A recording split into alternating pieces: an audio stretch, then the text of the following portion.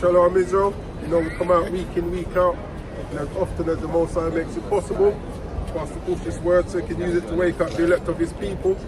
But before we start, we're going to give all glory, honor and praises to Yahweh, Washam, Yahushai, Wahar, Rakah, Kadosh. Double honors to the elders and apostles in Israel, the ruler and teachers, to the Akims and the Iwas and Byways and those pushing this word in true sincerity, to the brothers and sisters in the truth. And today we're going through our Feast of Blowing the Trumpets. Now we know that some brothers and sisters may be observing theirs next month, but ours is this month. This is our first day of the 7th month. Leviticus 23, read verse 1, and then Shalom Mashak, Ya Bashem, Ya Shalom Mashak, Anya Batal Mashak. Leviticus chapter 23 and verse 1, read, and the other one Yahweh spake unto Moses, saying, speak unto the children of Israel, and say unto them, concerning the feast of the other one Yahweh, she shall proclaim to be holy convocations, even these are my feasts.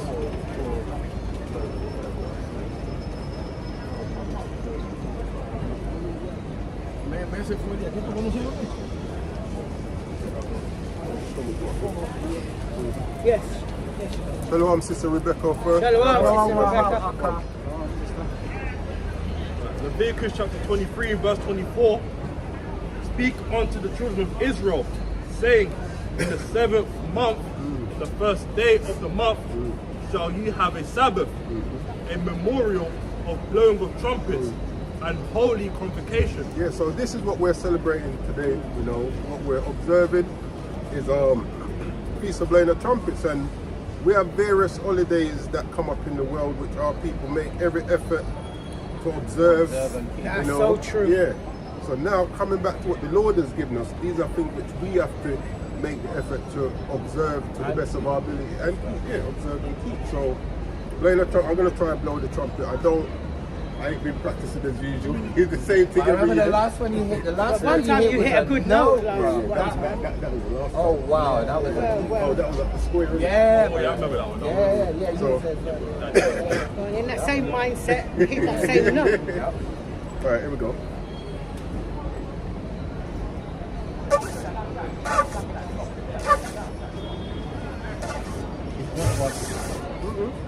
It's not easy. It's not easy to blow. It's a ram's horn. It's not easy to blow.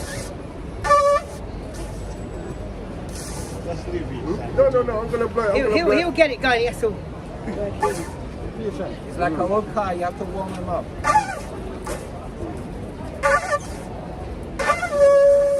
That's it. You almost had it go in there.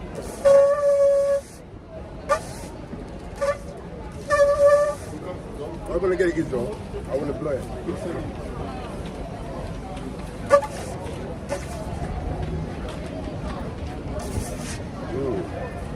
What I wanna do, I can never get it. I wanna practice it's like it. when you've got an old car, you have to turn the key. It has to turn over. Then you turn it again. You You have to mash it up. Yeah. Sometimes you have to pull out the choke. Oh, you remember Chelsea? On them old cars, you have to pull out the choke. You have to try not to flood it, otherwise you have to sit for a bit before it will start. It's not easy. Let's go. He'll get it going, man. He'll get it going. I don't want to come back there.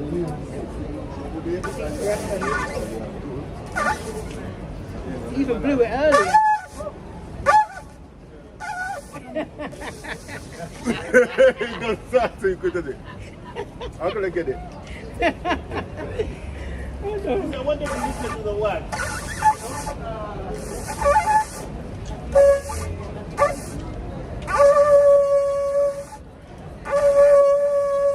There we go. It's coming.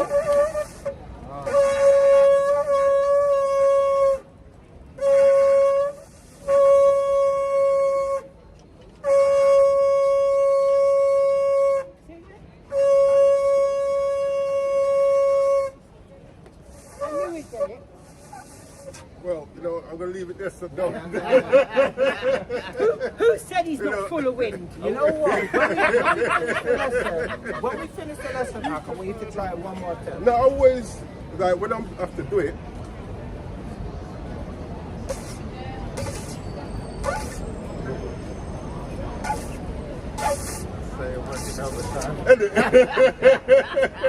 You're right, you know. Apparently it helps when you do it from the side of your mouth. yeah, that's what I try, but Make sure it's at the end of your lips. Yeah, I've done it, yeah. I've never.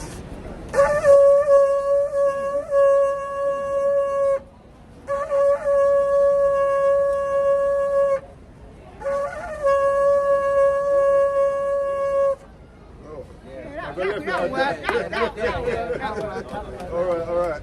So lucky for all the hot hair that came Put out. one in the chat if that works. All right, so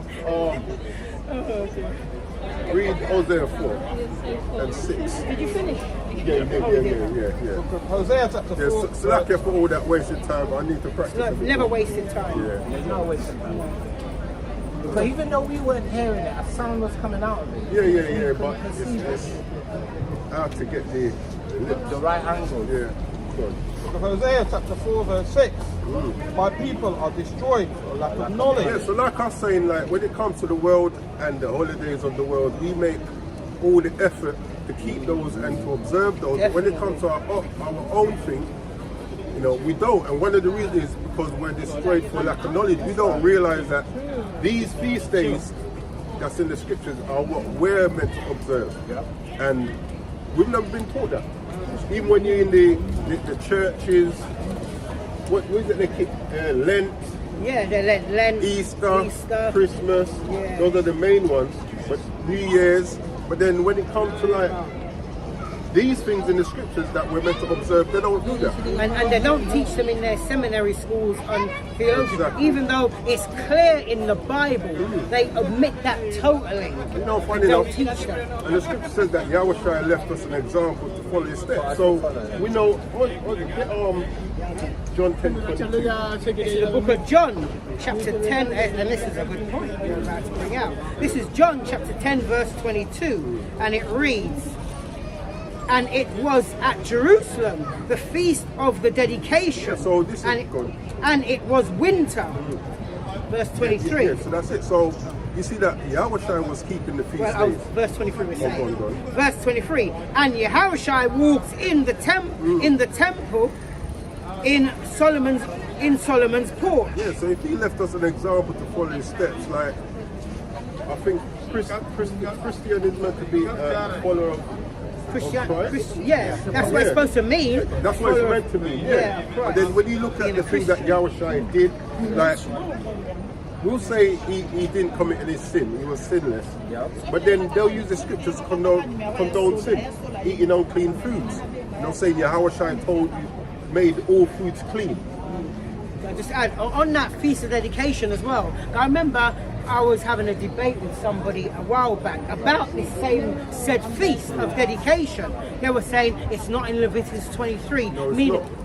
meaning that Yahweh didn't ordain it. But what I said to him, like the events why this was done didn't happen yet, so that's why it could never be in Leviticus 23, because to dedicate back the temple, it wasn't profaned at that time, so that's why it's not in Leviticus 23. From that point, the guy never even But confirmed. see, when you look at From that point onwards, look at Purim, feast of dedication, destruction of Nicanor.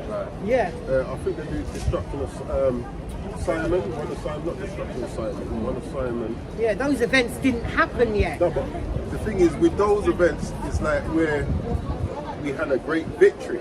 Yes. So we didn't just keep them for the sake of of let's have a keeping them. party or, Yeah, you know, like serious events happened and we overcame those through the Most High and we chose to observe them. But these are things which the Lord told us to observe. Shalom, Sister Nola. Shalom, Sister So Nola. these are things which we have to try and come back to. You know? So, And how we know that it is ordained of Yahweh, because Yahushua kept them. Yahushua wouldn't be keeping something that wasn't, wasn't, if it was sinful to Yahweh Shai wouldn't have kept them. Right, so I just wanted to sum it up. So what you have the laws that the Most High commanded his prophets or his spokespeople to pour the right down. And then you had the laws that the children of Israel accepted and covenanted themselves to keep. Right? So with Esther and Purim, the children of Israel, they consented to keep that in memory. When we rededicated, remember the Edomites had slain pork on the altar and all of that. When we conquered it over, we took it back over with the Hasmonean dynasty, and we rededicated the temple back to Yahweh. We decided collectively to commemorate that. So if you don't commemorate it, it's not that it's a sin if you don't commemorate it. But what I'm saying is, yes, and Christ honored his elders and the custom. Right? And there was no guile in his mouth as well. So yeah, he wouldn't do anything sinful. No. But we're quick to honour the custom, like birthdays. Like our people don't want to miss out on birthdays. Exactly. You know what I'm saying? So let's come back and keep things which are holy. Shalom, Don Israel. Shalom. Yeah, does Don Israel.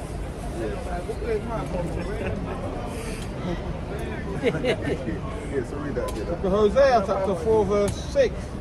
My people are destroyed for lack of knowledge. Funny enough, Deuteronomy 28 and 48 says he's going to put a yoke of iron around your neck until they're destroyed. And I think that last captivity there, that's the one that really done us in proper, like as they say over here in the UK, done us in as a keeper. You know, like that last captivity. So now we're totally destroyed for lack of knowledge. Yeah, because all the other captivities, brothers came out of that captivity and still knew who they were. Most of us at least. Anyway, Yeah, that's it. That's what I said. Brothers still came out and knew who enough they of were. us for us to retain the information. Yeah. So what distinguishes the last captivity from all the other captivities is when you read Deuteronomy 28 and 68, and it says they will put you in a ship and sail you to another land, and your enemies will destroy you. Would buy you. What happened was when we were disconnected from our ancestors and our culture, the memory of who we were was totally destroyed. Yeah, wiped out, man. Totally wiped out. And that's what makes it different. It's not just that, what Esau used to take the children from the parents. Yes. When your parents aren't there to raise you up, to guide you, to teach you the history of who you are, you basically you're raised how they want you raised. You have no idea of who you are because you don't have a set of people to teach you the things you need to know. And do you know what that system's called today? School. Yes. That's what it's called today. But you know School. what? We see other youth, I used to say to myself, why did my history just start with slavery? But they never teach us anything prior. Yeah, but growing up in school, when you're doing quote unquote black history, it was just slavery. And I used to think, what used to go on before that? You know what I'm saying? Like, and this is the beauty about the Bible, that it gives you that history of your people before we ended up in that last captivity where we're totally destroyed, man. You know the wickedness of it all. Esau actually uses the scriptures against them. In the scriptures it says, raise up a child in the way that he may go. So they understanding this, they will take the child from the parent, and they'll make it as difficult for the parent to be in that child's life, because they know they can basically create a mold of who they want as a people. That's why even Jake as a current state, he's not a people. We're like a caricature. Yes. We're like we're something made by Esau. The nigger, the so-called nigger, the so-called black man is a creation by the so-called white man. Absolutely. Frankenstein's monster. Yeah. But what did Frankenstein do to his creator? I just want to make a quick point as well, just to what the brother said as well with regards to how Esau is teaching children to be rebellious against their parents. Even now, especially over there in Babylon, kids don't even require parental consent for certain things such as surgery. For example, if they want to do like a trans surgery, so to speak, they don't require consent.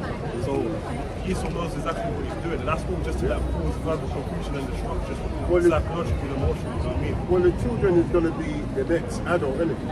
So what are they, if you've indoctrinated them, when they grow up, what are they going to pass down? That goes up, quickly grab Psalms 78. It talks about sparing the rod, And spoil the child. spoil the child, raise up the child. Now Esau understands the scriptures. He's just it's like a knife. You can use a knife to cook, to cut meat, to make vegetables, or you can use it to take life. Yeah.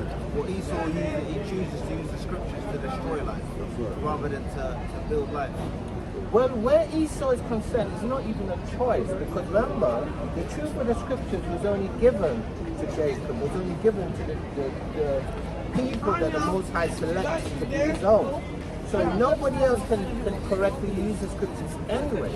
They don't have a choice. Anything else they use the scriptures, it's going to be incorrect. Why you come to me when you go fuck all? I don't care. This is the book of Psalms, chapter 78, verse 5. For he established a testimony in Jacob That's the point. and appointed a law in Israel, which he commanded our fathers that they should make them known to their children. Then that the generation to come might know them. Yeah, so like the brothers were saying about the youths them being separated, being indoctrinated, when they grow up, what are they going to do? They're going to pass down the same knowledge that they were indoctrinated with, which is why you see our people keep passing on Christianity. That's right, yeah. You know what I'm saying? So really what we're trying to do now is to break the mold, you know, change the trend. Even scriptures understand the psychology of humans, right? Because it says two work together as three, and how you're supposed to surround yourself with people. Because even the Lord understands, if you surround yourself with wickedness, you're more likely to take on those behaviors.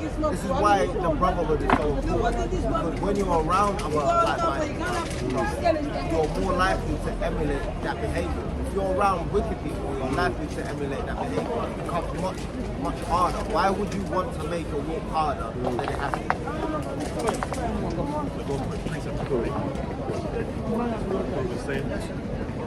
The book of Psalms, chapter 1, verse 1. Before you read that, you know what my granny used to say?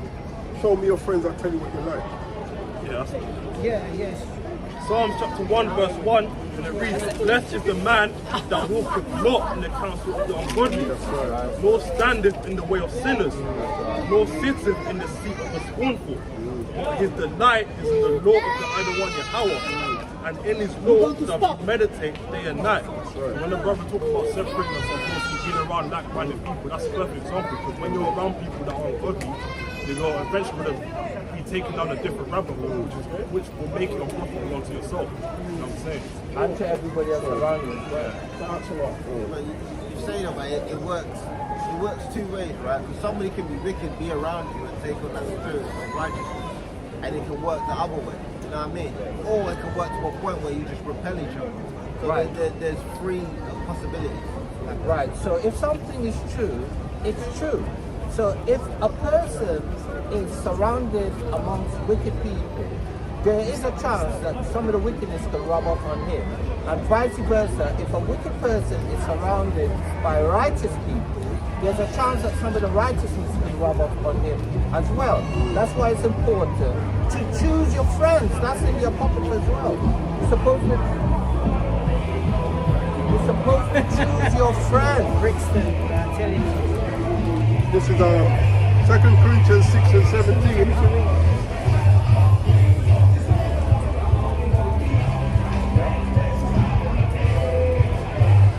He's got a big speaker on his bike. So you notice the kind of energy that's kind of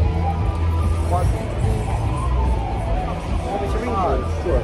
2 Corinthians 6:17, it says, Wherefore come out from among them and be ye separate. Come out of their ways, the ways of this place. All that you taught, all that you were taught by your enemy. Saith the Lord, and touch not the unclean thing, I will receive you. Because this place makes you touch every unclean thing, and it's okay. it immerses you in uncleanness. Yeah, and it's okay. Yeah. And when it says separate, separate is also the same word is used for holy. So you could exchange holy there as well. Leviticus 20 and 26. Do you want it? Yeah. This is the book of Leviticus. This is the book of Leviticus, chapter. You finished with Psalms. No. Oh, so we're going back to Psalms. Okay. Yeah. Leviticus chapter 20 and verse 26. And it reads, here we go. And it reads, and ye shall be holy unto me, for I, Yahweh, am holy, and have severed you from other people. And what's made it, what has he done, or what has he given us to make us holy and separate? Exactly. 224. You want 224? Yeah, go on. Hang on, let me just finish this out, yeah? Which I have separate, Salakia, that ye should be mine. And Deuteronomy, this is the book of Deuteronomy, chapter 4 and verse 5. And it reads, behold, I have taught you statutes and judgments. So this is how he severed us from these other nations.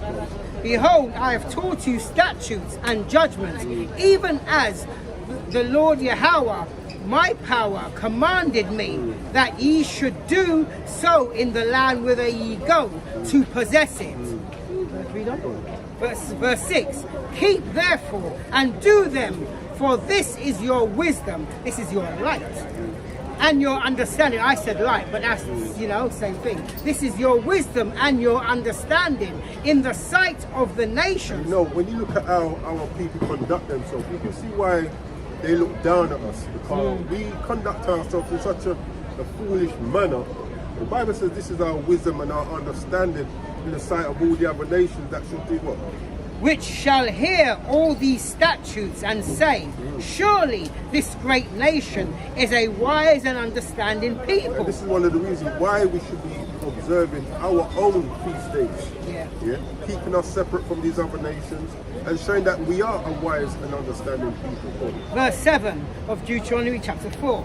For what nation is there so great, who has the Most High so nigh unto them? That goes back to what, Psalms 147. He's not dealt so with any nation. Yeah. For what nation is there so great, who has the Most High so nigh unto them? Imagine that. And you think about it, we got the Father of all spirits on our side. But then we're quick to run and follow these other nations and the foolishness that they keep up. And looking for them to save us. That's the same people that's why destroyed us. Hosea 4 and 6 is such a pertinent scripture. All of them is pertinent, but you know what I'm saying? Go on. For what nation is there so great, who has the Most High so nigh unto them? And that's a rhetorical question. I keep to get to that point and I can't get to pass it. Well, you have to drum it into Israel's head, you have to keep repeating it. So, verse 7 is Deuteronomy chapter 4. For what nation is there so great, who has, I know you're going to do that, who has the Most High so nigh unto them, as the Lord Yahweh our power is in all things that we call upon him for. that's right. Read on. Yeah, that was 7. So go back to Hosea. I mean, verse 8 could work. Yeah. Verse 8. And what nation is there so great that has statutes and judgments so righteous as all this law? So showing you that when we're keeping our feast days, these are righteous laws. You know what I'm saying? Even the ones that we've taken on as customs, they're still righteous because Yahweh Shai observed them, and they mean something to us. Like, what does Christmas mean? Right, mommy? Believe in the Bible? Yeah? Let me read something to you, man. You want me to read? You know? You like people read to me. Well, let me give you something to read then. But we can't stop now. But in the east. You know what's funny about all these celebrations? They're all symbolic of death. Yes. And our people are in a dead state. And when we celebrate, we're literally emulating that dead state. Like, what's Christmas? death mass, right? What's Halloween? It's symbolic of death, of witchcraft. Your birthday is spiritual death because you're worshipping yourself. New Year's, they're celebrating it in the dead of winter. It's all symbolic of death, man. When we celebrate these things, we're literally celebrating our own downfall. And it's funny because And know it not. that's the balance that the Lord has set. One is righteous, one is unrighteous. And we always gravitate to righteousness. So like, even you blowing the trumpet, right? That is, it's symbolic of life. I mean, sound. You know what I mean? Symbolic of a warning. But it's life though. But everything about the Feast of Tabernacles. I mean that's about life. That's about the new crops coming. Do you understand what I'm trying to say? Everything in the scriptures is about celebrating life, and everything in Esau's kingdom is about celebrating death. Like you said, one onto another. Very valid point. Very valid point. I didn't finish it. Just didn't finish verse 8. I was reading from the top. Verse 8 of Deuteronomy. Deuteronomy chapter 4, verse 8. And what nation is there so great that has statutes and judgments so righteous? And that's a rhetorical question. As all this law which I set before you this day. And it hasn't changed. It's still set before us now. Go back to Psalm 78. Would you want to start from? Yeah, 6. Shall I just go back to 5? Yeah, just to give the context again. Psalm 78 verse 5. For he established a testimony in Jacob and appointed a law in Israel, which he commanded our fathers that they should make them known to their children. And that's what we're trying to do now, break that cycle. Teach it to, I try to teach my people, they just won't listen, so that's on them. But, you know what I'm saying? That's we're trying to break that cycle, at least amongst ourselves, and those of us who have the young ones. Because, my grand used to say, get yourself a trade. So if in life you choose to do none, when you do want to do something, you've got something to fall back on. But we're giving them a foundation, so at least they have something to fall back onto, when push comes to shove. What we've been taught,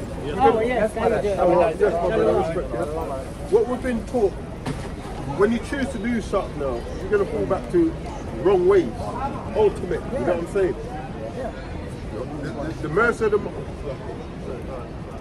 mercy of the Most High is that He reads your heart, innit? So you could be doing wrong with good intentions.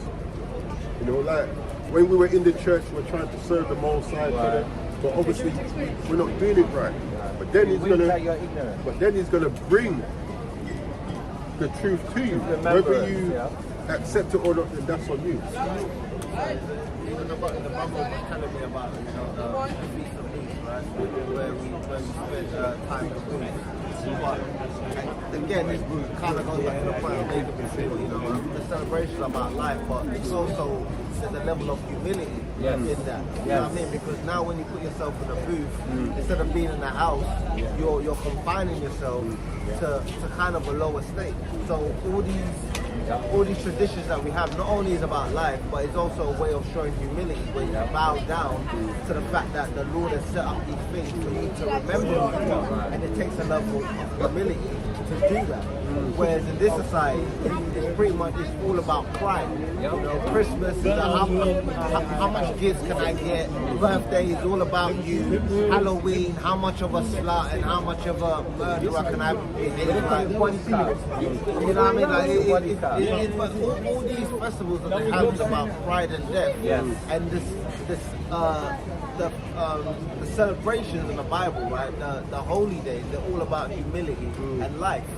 Because you can't have life with humility. Because when you're prideful, you're in a state of wanting to destroy things, to prove yourself superior to the existence that the Most High has set before you. And you can never have any level of balance when that's your mindset. That's right. Back up the point with the brother saying. Deuteronomy chapter 8, and I'll start at verse 2 and then at verse 4. And those shall remember all the way which the Adonai Yahweh led these 40 years in the wilderness to humble thee and to prove thee, to know what was in thine heart, whether thou wouldst keep his commandments or no. And he humbled thee and suffered thee to hunger and fed thee with manna, which thou knewest not, never did thy fathers know, that he might make thee know that man doth not live by bread only, but by every word that proceedeth out of the mouth of the Adonai Yahweh, man live. And thy raiment waxed not old upon thee, neither did thy folks Imagine that. Years. Imagine that. 40 years, your clothes never wear out, your shoes never wear out. Yeah, facts. You know? I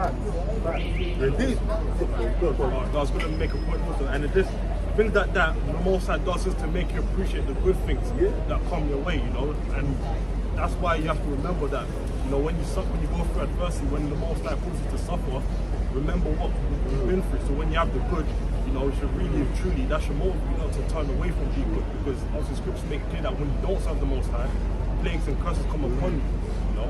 But also those things is to show his power, man. You know what I'm saying? 40 years is like it was Elijah when he was hungry and the woman said she got a little piece of flour and a little bit of oil, and that never ran out. You know what I'm saying? You know, Yahushua with the 5 loaves and 2 fishes. And 2 fish. You know, and they pick up 12 basket load after that. You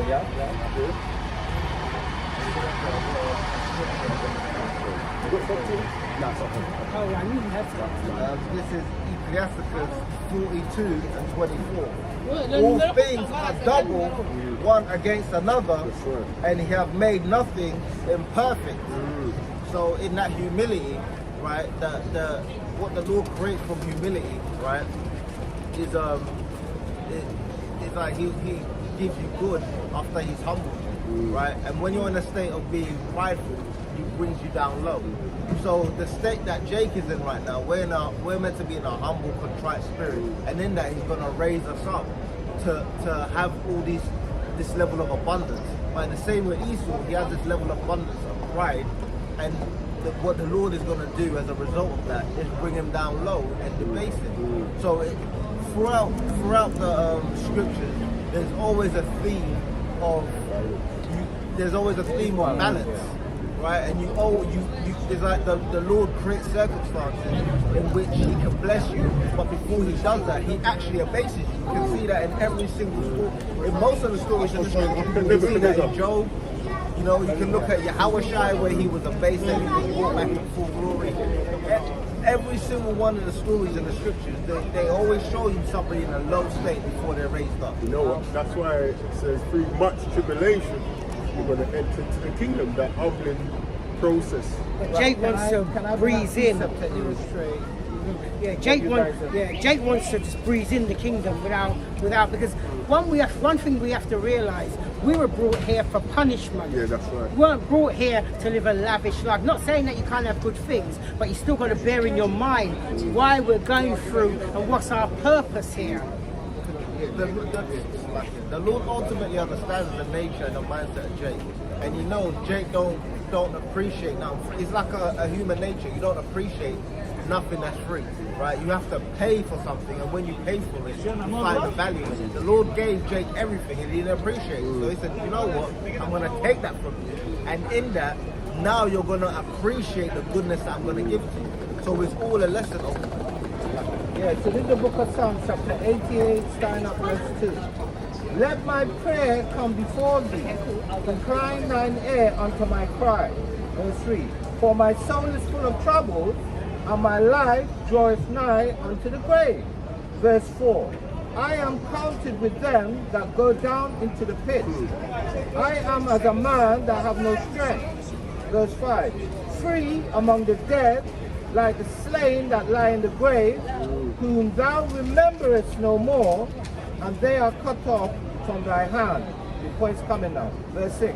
Thou hast laid me in the lowest pit, in darkness, in the deep. Thy wrath lieth hard upon me, and thou hast afflicted me with all thy ways. verse 8. Thou hast put away mine acquaintance far from me. Thou hast made me an abomination unto them.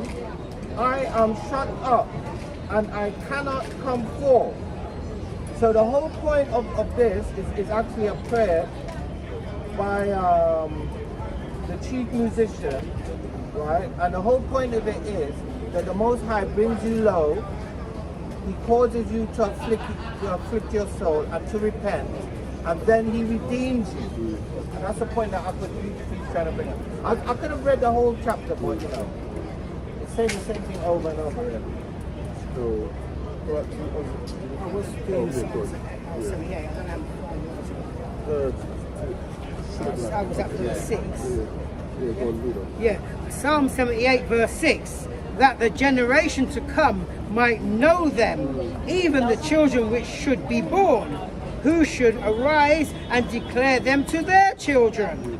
Verse 7, that they might set their hope in the Most High, and not forget the works of the Most High, but keep His commandments. Verse 8, and might not be as their fathers, a stubborn and rebellious generation. That's what we're trying to do, break that trend, you know. Go on. A generation that set not their hearts aright, Right. and whose spirit was not steadfast with the Most High. Yeah, lack faith, man.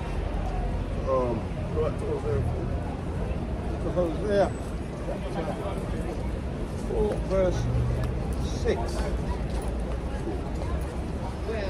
My people are destroyed for a lack of knowledge. That's right.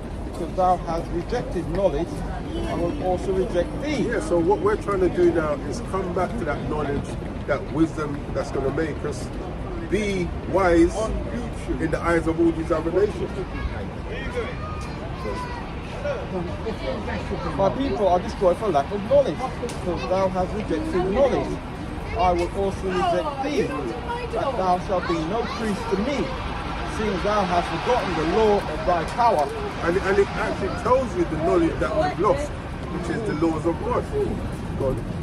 I will also forget thy children.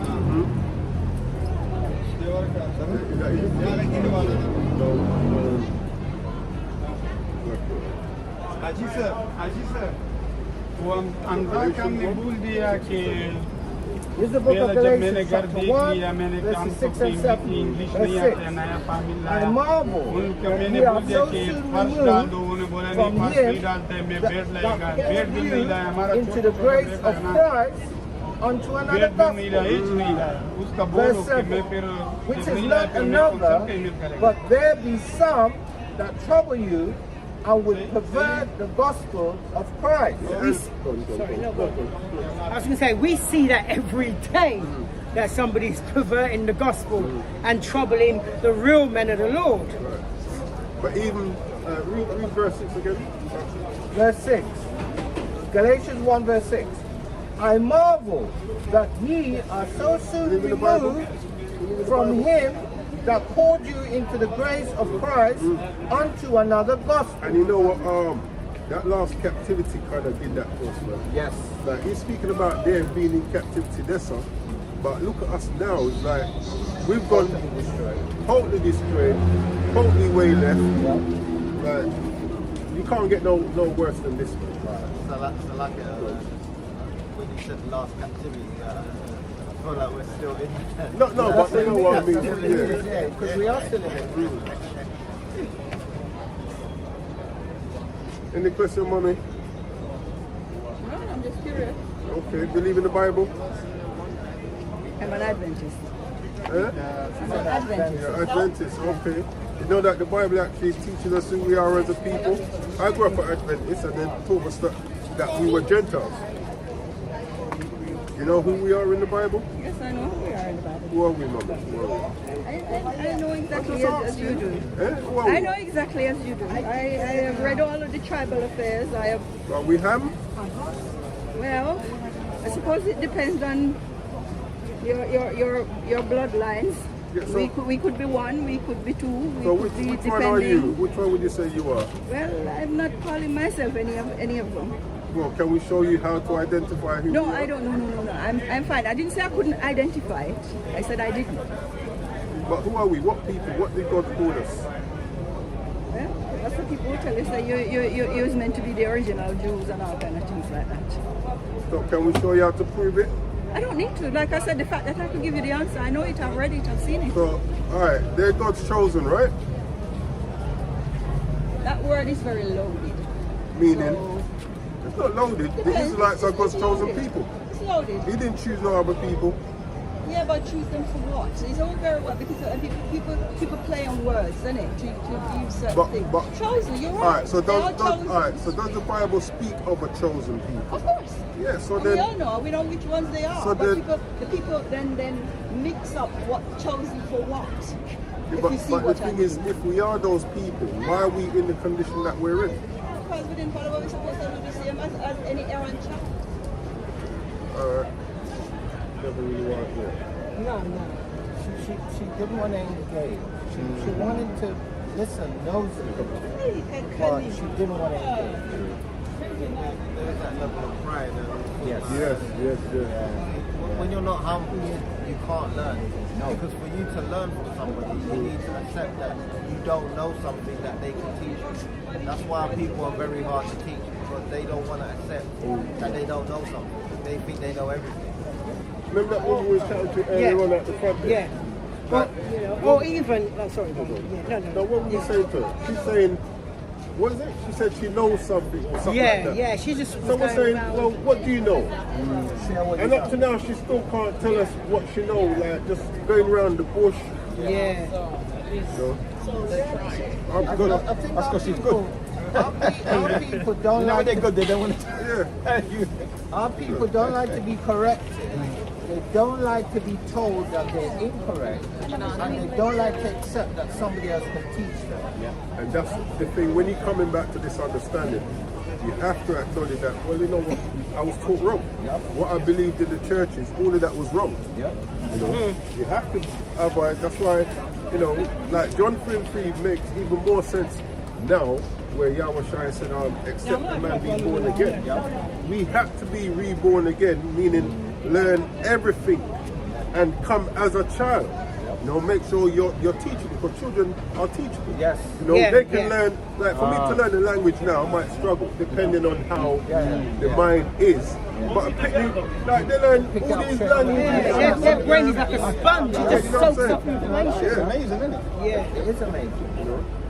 Children have that level of humility. Yes. That the people that are looking after them, they accept everything that they say is gospel. That's why it says to raise up a child in the way that he may go. Because you understand that child is so vulnerable that a child has to be humble in order to survive.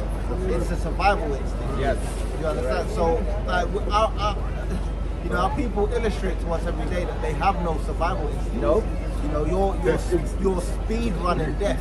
You know what I mean? You're literally you're running to your own death when you refuse to humble yourself and you take on these customs of this other group of people who are literally designed and created to destroy you.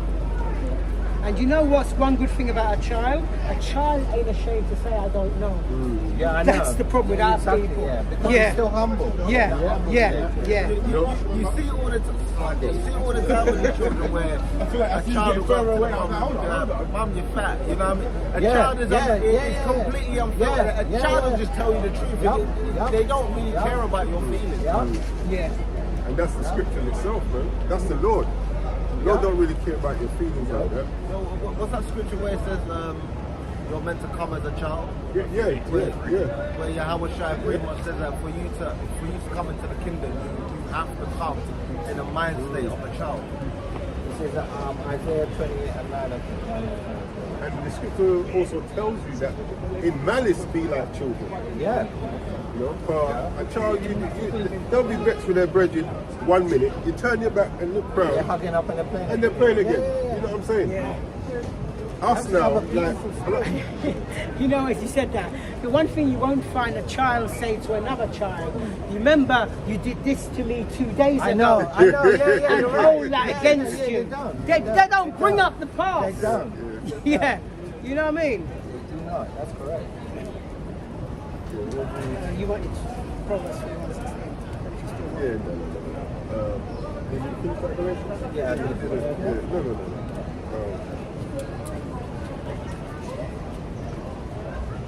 Revelation 2:5. This is Revelation chapter 2, verse 5.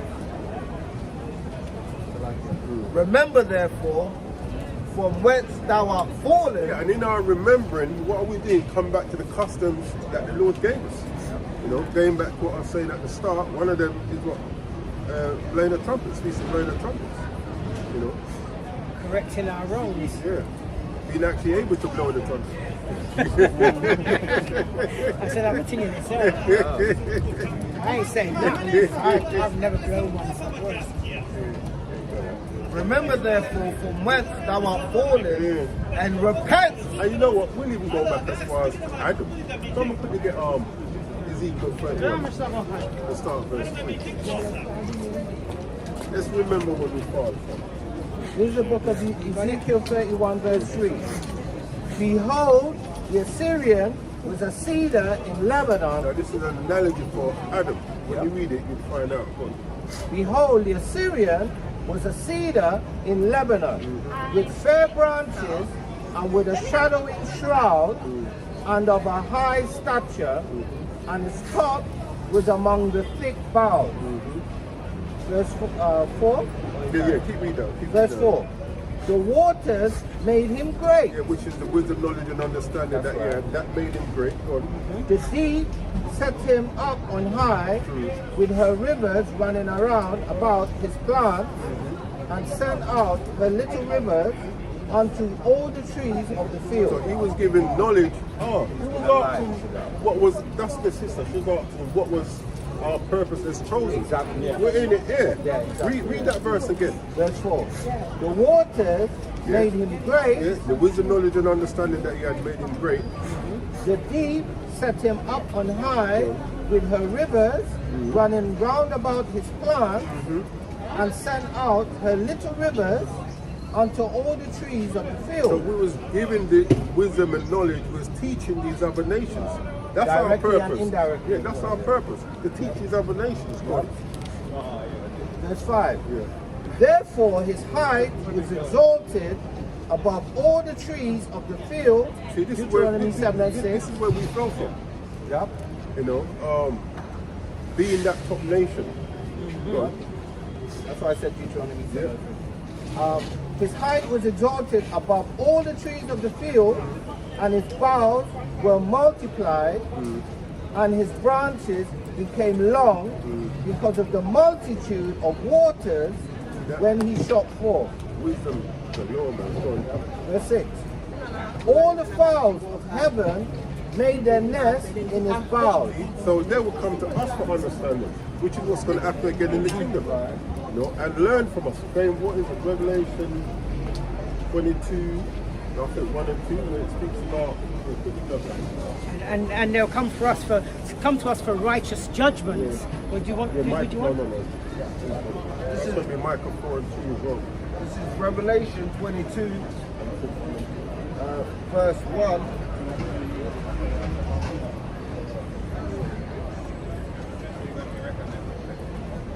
Yeah. Read it. This is Revelation 22, verse 1. And he showed me a pure river of water of life, clear as crystal, proceeding out of the throne of Yahweh and of the Lamb. In the midst of the street of it, and on either side of the river, was there the tree of life, which bare 12 manner of fruits, and yielded her fruit every month. And that's going to happen again, man. You know, these nations are going to be coming back. So go back to what verse we did? Verse 6. 6. Verse 6. Ezekiel 31, verse 6. Oh, before you go there, read this. Micah 4 and 2. I finish this up. Oh, go on, yeah. And the leaves of the Oh, tree that's, yeah.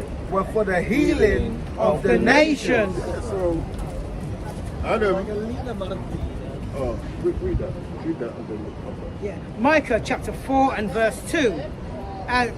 And many nations shall come and say, come let us go up to the mountain of the Lord Yahweh, These are for the healing of the nations, God. and to the house of the God of Jacob, and he will teach us of his ways, Saki, and he will teach us of his ways, and we will walk in his paths. For the law shall go forth from Zion. See? For the healing of the nations. So, Just finish that. oh, God. And the word of the Lord Yahweh from Jerusalem. Oh, read that again. Verse 6. All the fowls of heaven made their nests in his bough, So Adam was doing that. Adam was giving out the laws, teaching these other nations. God. and under his branches did all the beasts. So beasts also, Goyim also mean beasts as well. All the beasts of the field bring forth their young, and under his shadow dwelt all great nations. So keep it down tonight. Yeah. Verse 7. Right, mommy. Thus was he fair in his greatness, in the length of his branches, for his root was by great You know what? waters. You told me 4 and 5 of them. You showed me your wisdom and your That's understanding right. for the nations. We shall say what nation is there that has laws and statutes so great as us. Yeah, proper paraphrasing. Verse Believe in the 8. Bible? Believe in the Bible? Huh? Huh? Verse, One pop. You want some wisdom? Yeah, give me some, now come share some. Our people are mean, you know. That's right. That's pride. You know, our people are mean because you feel like you know something. Why don't you share the wisdom? You know what I'm saying? I was trying to say that we have a life of the bush. Bushel, yeah, exactly. That's the point. Verse 8. The cedars in the garden of God could not hide him. See, now this is what happened. What's the Genesis? That's what Adam tried to do.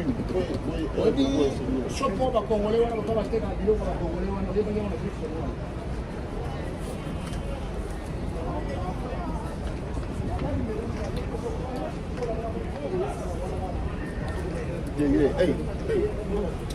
Yeah? Genesis chapter 3 verse 8. And they heard the voice of the Lord Yahweh walking. This is after they've sinned now. It says, read the verse again. Verse 7 of Genesis chapter 3. And the eyes of them both were opened, and they knew that they were naked. And they've sinned. And they sewed fig leaves together and made themselves aprons. Verse 8. And they heard the voice of the Lord Yahweh power walking in the garden That was a prophet, son. Go on. in the cool of the day. And Adam and his wife hid themselves from the presence of the Lord Yahweh power That is amongst the trees of the garden. Yeah, so read that verse again. This is Ezekiel 31 and verse 8. You can't hide, but you stand out like a sore thumb. The But cedars- let your light so shine before men that they may see your good works. Go on. The cedars in the garden of God could not hide him. The fir trees were not like his boughs, and the chestnut trees were not like his branches. He stood out. It's, you know, it's like me trying to hide in a group of Esau. Like, it's like me trying to hide among their Caucasians. He's like, where's Wally? Yeah. Hey, you know what? Someone said, who was it? Someone posted a picture of like, you know that where's Wally type picture? Where it says, where's the Muslim? And then all you see is like a little area with like a bomb going off.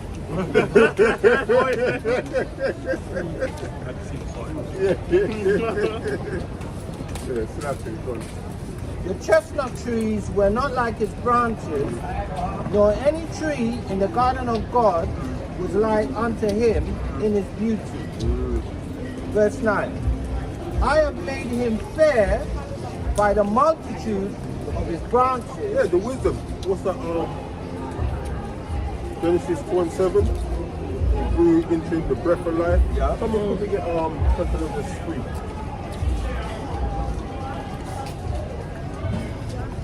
And there's a piece up in the Solomon Garden. Yeah. Second of this. Yeah, Mum makes toys. She made what Kind of stained a bit, but.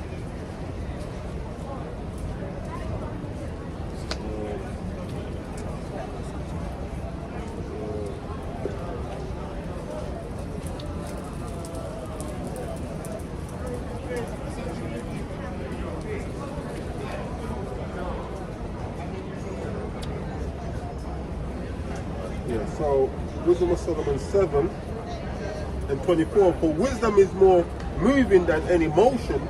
She passeth and goeth through all things by reason of her pureness. For she is the breath of the power of the Most High, and a pure influence flowing from the glory of the Almighty. Therefore can no defiled thing fall into it. I think so.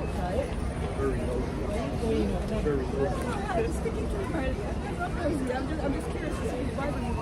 1611? Very curious.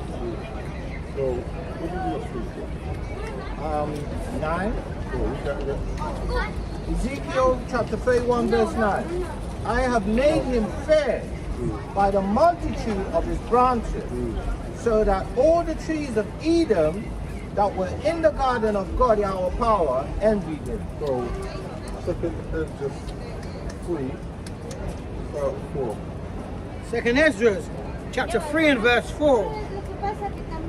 O Lord Yahweh, who bearest rule, thou speakest at the beginning, when thou didst plant the earth, and that thyself alone, and commandest the people. Verse 5? Oh, just keep laying down. Oh, come on. Verse 5, and gavest a body unto Adam, which without Salaki, and gavest a body unto Adam without soul, which was the workman of thine hand, and didst breathe into him the breath of life, and he was made living before thee. What? The commandments. Verse 6. Proverbs 7 and 2. Keep my commandments and live. Verse 6 of 2nd Ezra chapter 3. And thou leadest him into paradise, which thy right hand had planted before ever the earth came forward. Verse 7. And unto him thou gavest commandments to love thy way, which he transgressed. Their eyes were open, they knew that they were naked. God. And immediately thou appointed death in him and in his generations, of whom came nations, tribes, people, and kindreds out of number. Verse 8. And every people walked after their own will. So now Adam ain't giving these people the living waters anymore. But And every people walked after their own will, and did wonderful things before thee. wonderful ain't going into like, yeah, fantastic. It's like raw. It's like an amazement.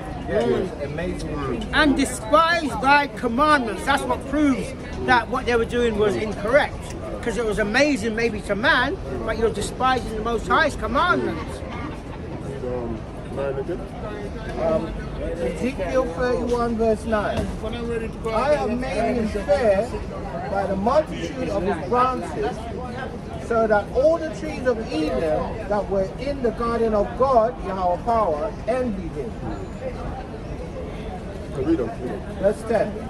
Therefore, thus saith the Lord Yahweh, God power, because thou hast lifted up thyself Come and have a closer look. Yeah, you broke the commandments now.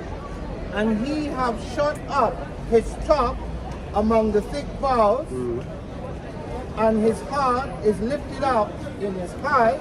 Right now. Wait, say, And this reminds me of Saul as well, because Saul is taller than everybody else. it says, pride is the beginning of when.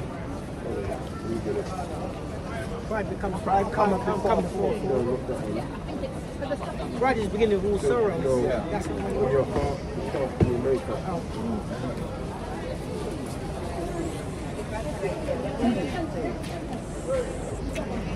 right 10 and 12, the beginning of pride is when one departed from the Most High and his heart is turned away from his maker. So that's what happened there to Adam, man. Turned away from what the Most High told him to do. And that was the capitalism of where we are now. Effect. Yeah. Like the domino effect. Remember that domino rally? When you push one and it, you know?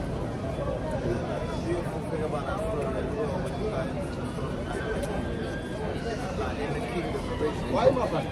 My old friend, he's cutting some meat. When they took on that, they became like Adam.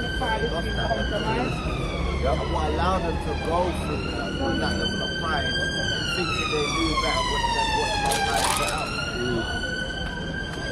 Read your verse again for me. Read that as a Galatians? No. Yeah, no, no. 2 and 5. This is Revelation chapter 2, verse 5. Remember therefore from whence thou art fallen, and repent, and do the first works, or else I will come unto thee Do the quickly. first work. What is that? Keeping those wisdom, knowledge, and understanding that the Most High gave us. Because otherwise, what? Unless, or else I will come unto thee quickly, and remove thy candlestick out of his place, except thou repent. No. Snuff out your life. That's what I'm doing. But it says quickly, that's suddenly. Yeah. You lick your finger, you do that. Really? And that's you. Yeah. Snuff out your enemy. You know that's bad man talk. It is bad man talking. We always say, make him 1, 2 hours. All right. Out your life. Really? Exodus 18 and 20? Ultimate bad man. Al-Shadia the buyer. Oh, it is Exodus 18. And they'll be like, yeah, watch. The Lord don't say watch. The Lord said, I will. Yeah, I know, right?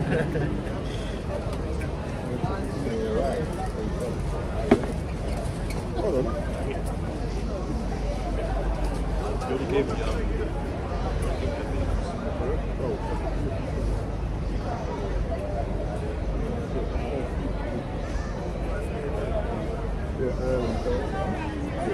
Yeah, this is the book of Exodus, chapter 18 and verse 20. And it reads, and thou shalt teach them ordinances and laws. So that's what we're coming back to. Come back to these ordinances and laws that we were taught. And one of them is Feast of Laying of Trumpets. Yeah. Righteous holy days, not holidays.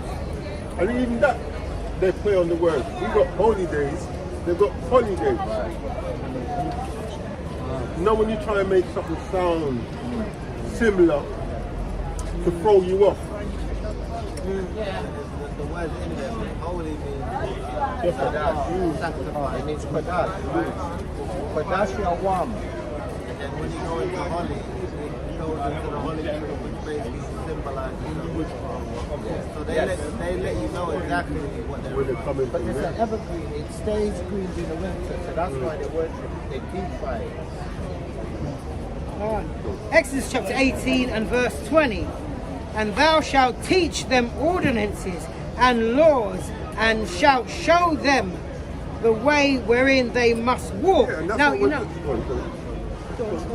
I was going to say, I like the way how this is worded, because it doesn't say only you have to teach them, you have to show them, meaning you have to be doing it, so they can see how it's done. You know me, innit? Yeah, I didn't. Yeah, let me read it. Finish. I didn't finish it. Exodus chapter 18, verse 20. And thou shalt teach them ordinances and laws, and shalt show them the way wherein they must walk, and the work that they must do. What the brother was saying about letting your light shine. You know. And you have to show them, so that means that I can't be saying to him, yo brother, you know you got to keep the commandments, but I'm not doing it. That's right. I've got to show you how it's done, And you know as what? well That's- as, you know. That's what we say as to the children, innit? Don't do as I Say, do as I say, not as I do. Yeah, exactly. Which is wrong. You know? We should be an example. Yeah. Yeah. They should be doing as you say and as you do. But that's what the Pharisees were doing. Yeah, for real. Christ called them out. Luke 4? 16, no. Malachi. 4:16. Luke chapter 4, verse 16. And he came to Nazareth, where he had been brought up, and as his custom was, he went into the synagogue on the Sabbath day and stood up for to read. And that's what we're doing. We're coming back to what our custom is. Yeah. So as his custom was, this is what our custom was. And no, this is what our custom is. Yeah. It's not a past tense. It's a present tense. Yeah. This is what our custom is. So yeah. We've got First Corinthians 2:12. 1 Corinthians 2 and 12. Now we have received not the spirit of the world, but the spirit which is of God our power. You hear that? So the spirit of the world comes with what? Christmas, Easter, birthdays. You right, sis? You having a question? Okay. So the spirit of the world comes with the spirit of wickedness, because the earth is given over into the hands of the wicked. So it's a wicked spirit. It's contrary to the Most High Spirit. You believe in the Bible, sis? You believe in the Bible? Come on. Yeah, no, You just talking about stand, So we don't break our necks. Yeah. if you just stand by the And you won't be on the camera. You won't be on the camera. Yeah, that's what I'm saying. No, just stand. if you stand over there. if you stand Mommy, here, mommy. Mommy. Get Go. out close. Bloody hell.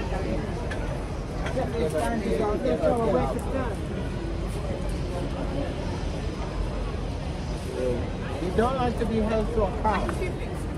That's the problem. And then obviously Yeah, go on.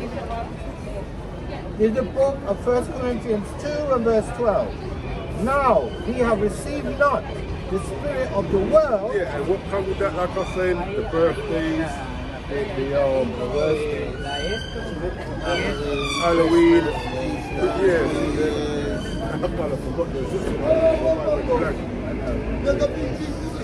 Which is good, yeah, go and wait, receive that spirit, God. But the spirit which is of God our power. And what comes with that? You got That your we- Passovers, Yes. your piece of dedication, you're blowing the trumpets, can't forget that one. Day of Atonement, Pentecost. Yeah, Pentecost. That we might know the things that are freely given to us of God our power. I know what, funny enough, like when you look at the holidays that the world gives you, it's expensive. Like you would have to having to dip into your pockets. Yeah. You know, It whereas keeps you in debt.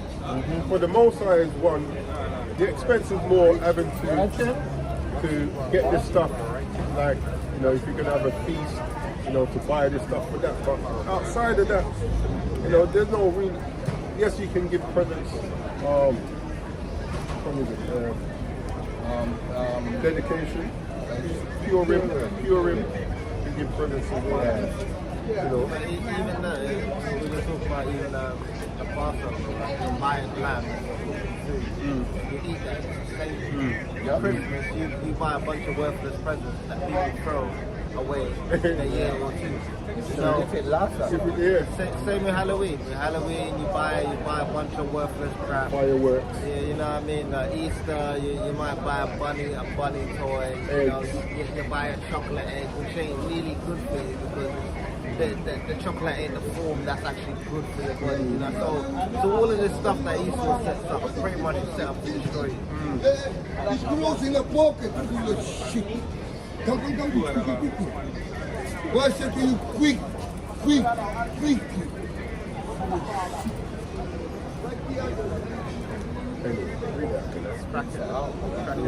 I know, right?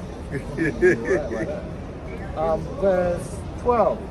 Now we have received not the spirit of the world, but the spirit which is of God our power, that we might know the things that are freely given to us of God Yahweh power. Yeah, so these are the things that we're trying to bring back to our remembrance, you know, things that the Most High has given us, things which will make us wise in the sight of these other nations, you know, instead of looking like the fools which we've always been making ourselves to look. So continue to 3, 1 and 2 of chapter 5.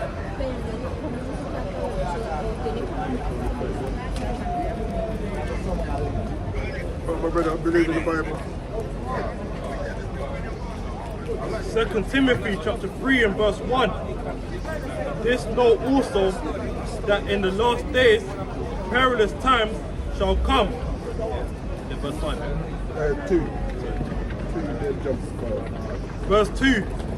For men shall be lovers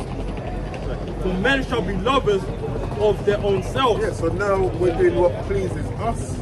We're doing what we want to do instead of doing what the Most High commanded us to do, which is ultimately for our own good. Covetous, boasters, proud, blasphemers, disobedient to parents, unthankful, unholy. Verse 5, having a form of godliness. Yes, like Christianity, you know, Islam, you know, all of these other things which we pick up, it says having a form of godliness. But denying the power thereof. Yeah, because you're not actually doing the thing that actually gives us power, which is what? Keeping the Lord's statutes and commandments, putting our faith back in our God. Denying the power thereof, from such turn away. Yeah. Turn away from them things, man. Leave them where they belong. Back this up. You talk about being lovers of yourself. That's a very feminine spirit. Yep. Because as a man, you're supposed to work towards the happiness and the stability of other people. That's the whole point of being a man. You're meant to protect the family. Women are really more about themselves. It's no disrespect to women, but that's just how the Lord has set it up. You know what I mean? So when you talk about being a lover of yourself, like the Lord is basically telling me that this society is going to be very, very feminine. And even Esau acknowledges that they're eradicating masculinity. You know, they have a masculinity crisis. They talk about toxic masculinity, but there is no masculinity in this society. You know, men essentially have no rights. Women have more rights than men. You know, the men in this society are not men anymore. So this is why they're lovers of themselves. You see men wearing makeup and dresses. Yes. Hey, that's a new thing they're pushing hard now. Especially with our people as well.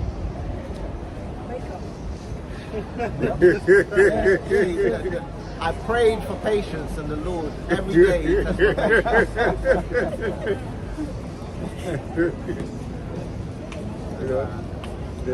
Right, so in Revelation, the ruling nation or the ruling city is likened unto Egypt and Sodom. So Sodom was basically 5 city-states that were destroyed because they were committing an abominable act, which is now called sodomy. And in Egypt, they were doing that as well as incest, which is why we were commanded when we went into the new land not to do what the Canaanites were doing and not to do what the Egyptians were doing. What they were doing was bug the hell out. Even with that, like, you think 5 cities. You have London, Birmingham, you can list them out, man. Liverpool, Manchester, throw Leeds in there.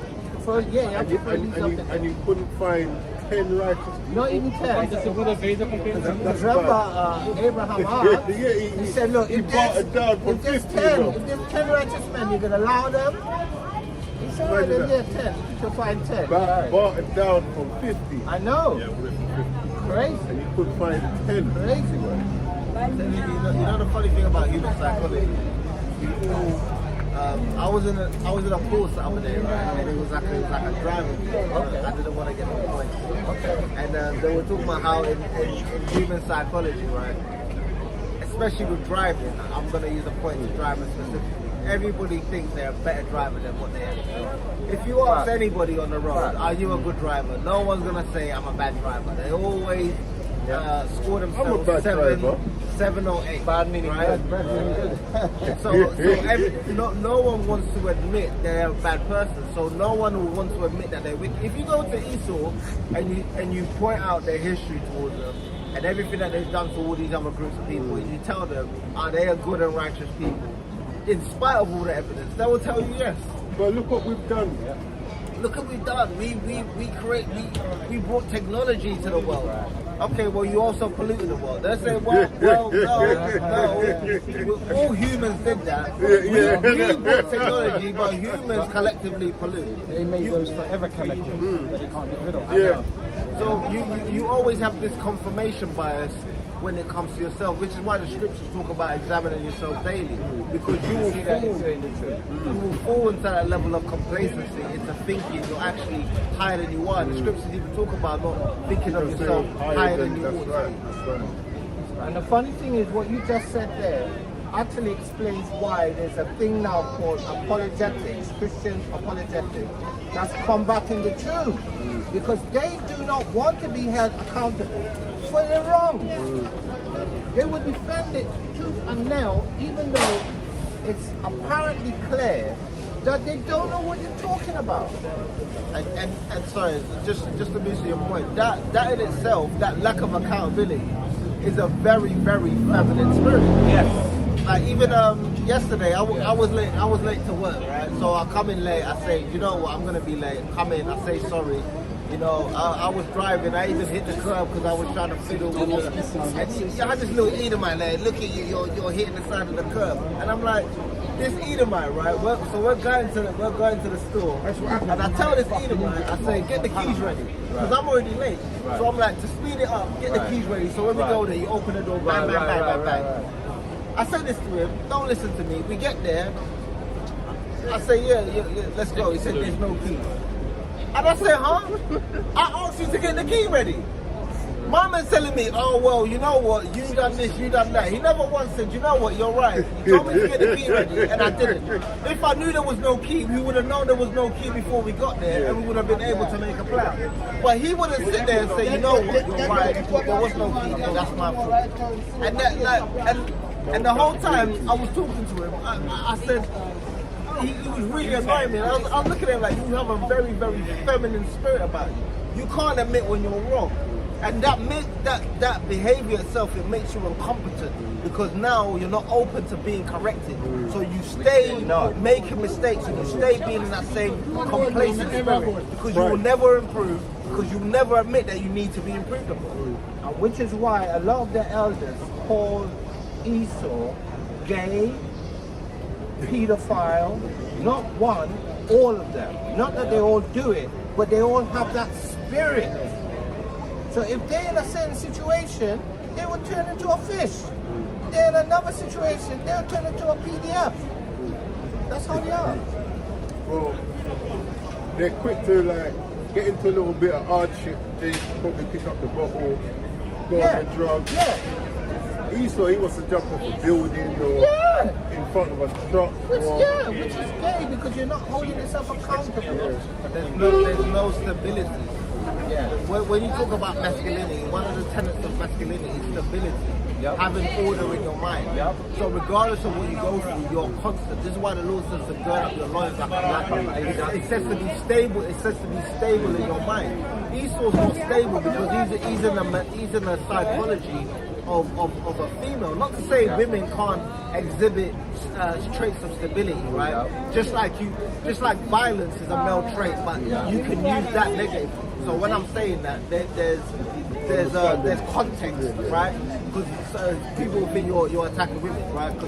But the point is, as a man, you're supposed to be stable. And Esau, he doesn't have a stable mind.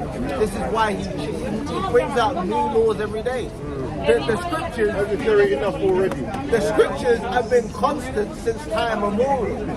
This is the ultimate definition of masculinity and stability because it never changes. The scriptures never change. Esau comes out with a new law every year. Now you can't go on the internet. Now you can't do this on the internet. Now a new law needs to come out for this because he's unrighteous. So you constantly need to patch things up because the dam's breaking in front of you and you need to keep the water in there. So you're constantly making patchwork instead of just building something that's stable, that has a strong foundation. Right. So basically you have two ways in which you can analyze information or you can inform your decision. One is called abstract. Abstract is, like you said, you're not set, you're not stable, you're blowing in the wind, you're philosophizing. Then you have concrete. Concrete is a foundation, it's stable, it's set. There's no if and an I. That's what it is, that's what we do.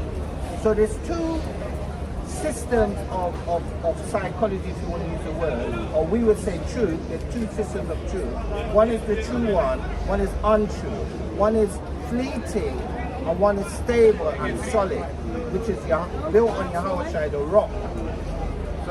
Sorry, just to boost on the brother's point, when you go into the meaning of abstract, it goes into existing in thought or as an idea, but not having a physical or concrete existence, like the brother said. It's so you're talking about something that's theoretical, and you're talking about something that's practical.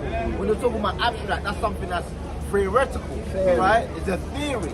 But when you're talking about, the truth, when you're talking about laws, they're meant to be concrete. They're meant to be grounded in reality. And set in stone, literally. Give me the Bible right now.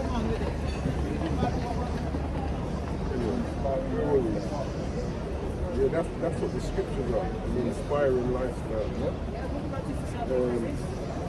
Who was it? Was in 2 Timothy? Oh, yeah. No, you read that. First Peter 20. First Peter 20. I need to bring up First Timothy. Yeah.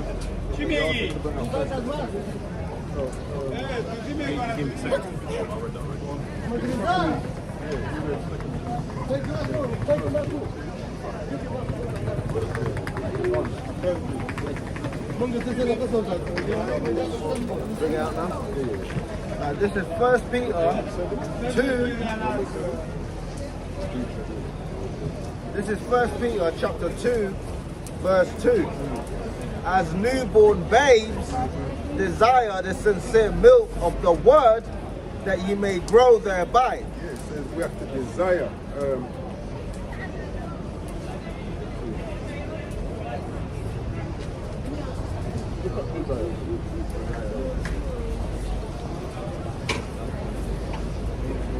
Synonymous with lusting, with craving, an intense yearning for something. When you go into desire, it goes, the elder said it, a strong feeling of wanting to have something or wishing for something to happen. So, it says we must desire the sincere milk of the word, which is what? These laws. And part of those laws is what our feast days are. Desire these things over the feast days or holy days that the world gives us. Listen, listen, we kill ourselves over birthdays. More times, the only way I remember it's my birthday. I've got a virgin. He knows I don't celebrate, but it's just something he does. Every time it comes around, he just calls me up and wishes me happy birthday. And I remember one time he called me. He goes, no, it's my birthday. Like, it just becomes another day, you know what I'm saying? I've totally forgotten. Then I had to think how old I was. I had to actually I'd forgotten how old I was. Yeah, trust me. Right, you know the best thing with that? I had something, the only time I knew it was my birthday was somebody actually sent me a birthday card. Yeah, exactly. You know what I mean? But they sent it where I received it the day after my birthday. I was like, oh, damn, it was my birthday yesterday. I had no idea. And my family know I don't celebrate birthdays to the point where they didn't even write, because normally they write, you know what I mean? That's why I said stand here. So they just leave me to it, you know what I mean? And then you get to the point where like your birthday comes and goes, a week or passes, so you're like, oh, damn, I'm getting older. And because you have that mentality, it's really bad because it's like, people ask your age and it's like, you think you're a year younger or a year older than you actually are. You know what I mean? Someone get 320, you know, the usual, 28. And I get 5 and 6. Do you believe in the Bible, my brother? Yeah. Well, the beautiful thing about the Bible, that it actually teaches us who we are as a people. It lets us know why we as a people go through the things that we go through, And we're not stupid people, we're not a weak people. But there's reasons why we're actually going through that. So let me show you who they are first. Do you know anything of the account of Moses leading the Israelites out of Egypt? Not much. Well, they were slaves under the Egyptians. The Lord used Moses to deliver them. So when they were in the wilderness, this is what he said to them. This is Deuteronomy chapter 5 and verse 6. And it reads, shall I read it? I am the Lord thy God, which brought thee out of the house. I am the Lord thy God, which brought thee out of the land of Egypt, from the house of bondage. They were slaves under the Egyptians. So he's referring Egypt to bondage, because that's what they were, slaves. So after he delivered us out of Egypt, or the Israelites out of Egypt, they went into a binding covenant. Now there's two parts to that covenant. The first part is keep his commandments, and you'll be above everyone, or break them and have certain curses or bad things before you. So read 45 and 46. Deuteronomy chapter 28 verse 45. Moreover, all these curses shall come upon thee, and shall pursue thee, and overtake thee, till thou be destroyed, because thou hearkenest not unto the voice of the Lord thy God, to keep his commandments. So because we didn't listen, all these curses are going to come upon us. And the statutes which he commanded thee, and they shall be upon thee for a sign. So these curses are going to be upon you for a sign. Now, one of the purposes of a sign is to identify. So if I said, meet me in Britain outside the Leica mobile pound shop, how are you going to know? The sign, right? So these curses are going to be an identifying mark as to who these people are upon.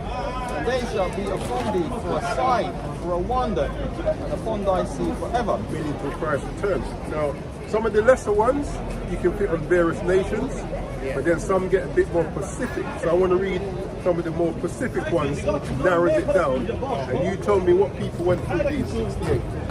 So Deuteronomy chapter 28 verse 68, and the Lord shall bring thee into Egypt again. So for breaking the commandments, he's going to bring you back into Egypt or body. Alright. And the Lord shall bring thee into Egypt again with ships. So when we look at history, what people do we know went into slavery? You see? Go on. By the way whereof I spake unto thee, thou shalt see it no more again. This is our homeland, that's where we're going. We won't see that homeland again. Who's speaking there? Moses, yeah. He's telling us what the Lord is saying. The Lord is saying, if you break my commandments, I'm going to bring you. Remember, they just come out of slavery. Said, I'm going to bring you back into slavery, but this time with ships. Now, I just bring you one piece of Here's the book of Deuteronomy, chapter 1 and verse 1. This is 1 and verse 1. These be the words which Moses spoke unto all Israel. So Moses is speaking to Israel in the book of Deuteronomy. So it's prophesying, because when you read the Bible, there's various captivities that these people went into. But this one is being more specific, let you know who these people are today. Go on, so read that 68 again from the top. Because Deuteronomy chapter 28 verse 68, the Lord shall bring thee into Egypt again with ships. Bring back into slavery, but this time with ships. Go on. By the way whereof I spake unto thee, thou shalt see it no more again. Go on. And there Once you get off the ships, you shall be sold now when we sold, when we... Go on. unto your enemies. Unto who? Unto your enemies. When we sold to our friends? For bondmen Slave man, and bondwomen, slave woman. and no man shall buy you. That word buy means to redeem. No one can, because believe it or not, we're still in captivity today, my brother. You know what I'm saying? It's just that we're on a longer leash now. You know? Before, Master would only probably let us go the bounds of the land. Now we can go abroad with Master's permission. And that's where passport comes from, by the way, because they would have to write a slip, a certificate, so you would have to show the slave catchers that, or if you went to another area, you know, they would say, where you from, boy? Where you from, boy? Wait, let me see a slip. That's where it comes from, passport. Yeah. Yes. Alright, read 43. Listen to this. This one here, if you look at this market, like our people came over here, built up, Yeah, so listen to this now. Deuteronomy chapter 28, verse 43. The stranger that is within thee Meaning the other nations that's amongst you shall get up above thee very high, and thou shalt come down very low. And he shall lend to thee, and thou shalt not lend to him. He shall be the head, and thou shalt be the tail. So if you look at this market stretch here, considering that our people help build up this country, how much of these stores and shops do you think we control? Or very few, at least. So it says the stranger that's amongst you shall get up above you very high, and you shall come down very low. Showing you that when we look at the prophecies in the Bible, it's showing us that we are the physical descendants of these people. But it's also letting us know that the reason we're going through what we're going through, because we're still breaking the covenant. And that covenant comes with laws that we're meant to keep. You know what I'm saying? Yeah, commandments. Like for instance, you eat prawns? No? Why? Okay. Do you think we can eat them? I'm not sure. We're not supposed to buy it. Well, we're going to show you. Someone get Leviticus 11. And this is why a lot of us break the laws because we're not taught them. You know? So this is the book of Leviticus chapter 11 and verse 9. Yes. Verse 9.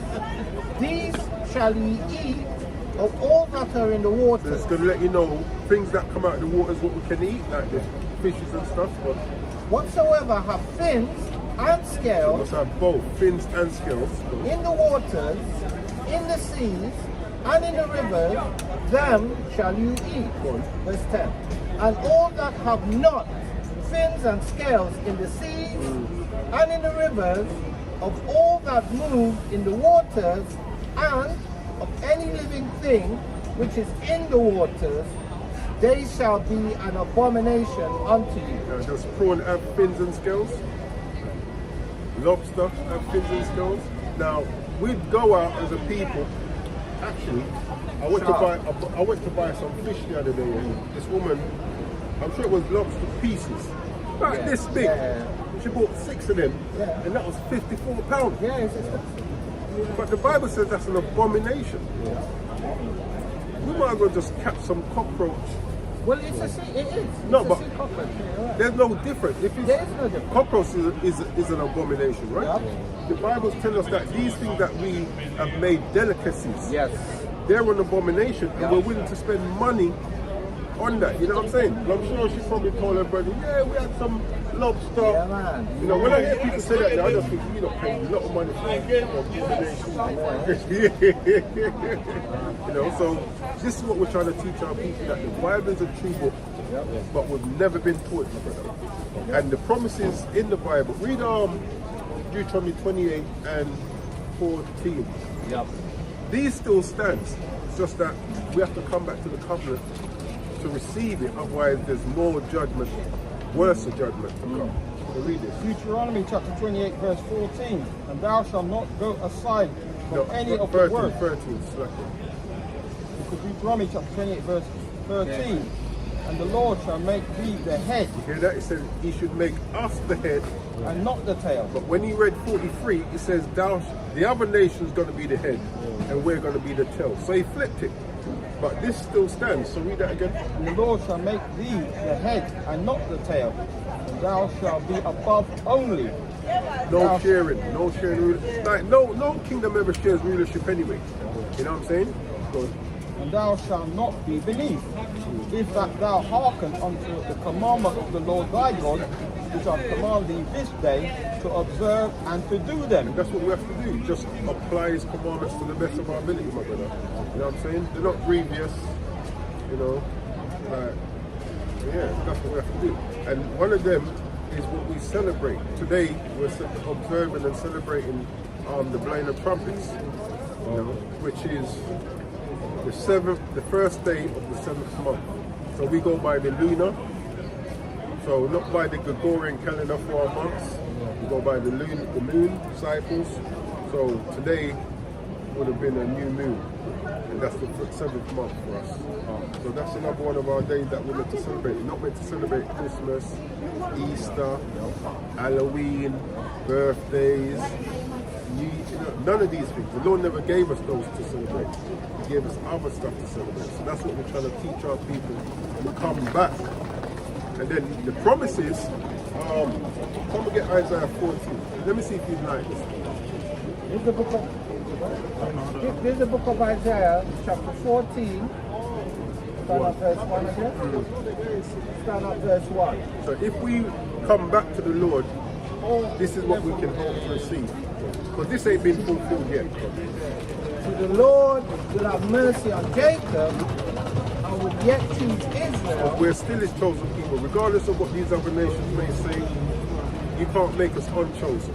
We're still his chosen people. We're just not acting like a chosen. And set them in their own land. And we're going to be put back in our own land. Remember we read, what did you say in 68? Oh, you won't see your homeland again? He's going to put us back in our homeland. And set them in their own land, and the strangers, these other nations, shall be joined with them, and they shall cleave to the house of Jacob. Meaning, one of the curses is that we have to go to them for everything. In the kingdom now, they're going to have to come to us. Right, so the word cleave, it means cling or stick to the house of Jacob. Verse 2. And the people shall take them and bring them to their place, and the house of Israel shall possess them. So that hat is your hat, right? You possess that hat, right? So with these other nations, it says that we're going to possess them. So read that again, that verse. Verse 2. This is Isaiah 14, verse 2.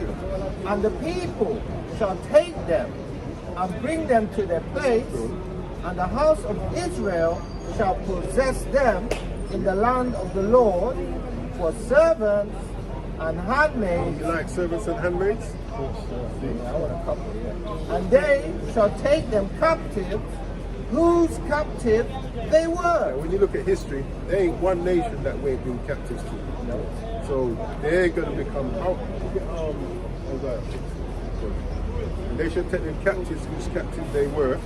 And they shall rule over their oppressors. So everything that we're seeking in this world, rulership and all of that, the Lord has promised us that. All we have to do is come back to keeping his laws and put our faith back in it. Read verse 3. Verse 3. And it shall come to pass in that day that the Lord shall give thee rest from thy sorrow. Yeah, that we're going to get rest, my brother.